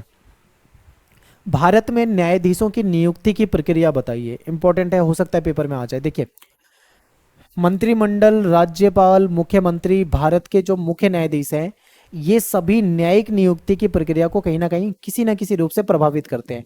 होता क्या है कि भारत में एक परंपरा चली आ रही है वर्षों से कि जो हमारी सुप्रीम कोर्ट होती है, सर्वोच्च न्यायालय, उसका जो सीजीआई होता है, ठीक है, chief justice of India, Hindi में इनको बोलते हैं मुख्य न्यायाधीश, यानी हमारे सुप्रीम कोर्ट का जो मुख्य न्यायाधीश है, एक परंपरा ये चली आ रही है कि ये किसको बनाया जाता है, जो सुप्रीम कोर्ट का सबसे वरिष्ठ यानी सबसे ज़्यादा सीनियर जो जज होता है, उसको इस पद पे नियुक्त किया जाता है। ये हमारे यहाँ पे परंपरा है। लेकिन 2 बार इस परंपरा को तोड़ दिया गया है। 1973 में क्या होता है, 3 वरिष्ठ न्यायाधीश थे, उनको उनमें से किसी को बनाना था, लेकिन उन तीनों को छोड़कर न्यायमूर्ति एएन रे को बना दिया गया था, जो कि गलत है, परंपरा के खिलाफ है। फिर 1975 में न्यायमूर्ति एचआर खन्ना को बनाना था, लेकिन उनके बदले में एमएच बेग को बना दिया था, ठीक है। तो ऐसा हुआ है। फिर इसके बाद एक बहस छिड़ गई थी कि कौन बना सकता है, किसके पास कितनी पावर है, ये सारी चीजें। तो क्या होता है कि राष्ट्रपति सर्वोच्च न्यायालय और उच्च न्यायालय के अन्य न्यायाधीशों की नियुक्ति भारत के मुख्य न्यायाधीश की सलाह से करता है, ठीक है। राष्ट्रपति करेगा, लेकिन किसकी सलाह से करेगा, जो मुख्य न्यायाधीश है, यानी सीजीआई है, चीफ जस्टिस ऑफ इंडिया। इसका मतलब ये हुआ कि नियुक्तियों के संबंध में असली शक्ति जो है वो मंत्रिपरिषद के पास है। तो फिर क्या होता है, इस पे बहस चली। 1982 से 1998 के बीच में ये विषय बार बार सुप्रीम कोर्ट में आया, ठीक है। शुरू में न्यायालय का विचार था कि मुख्य न्यायाधीश की जो भूमिका है वो पूरी तरीके से सलाहकार की है, ठीक है, वो सलाह देगा।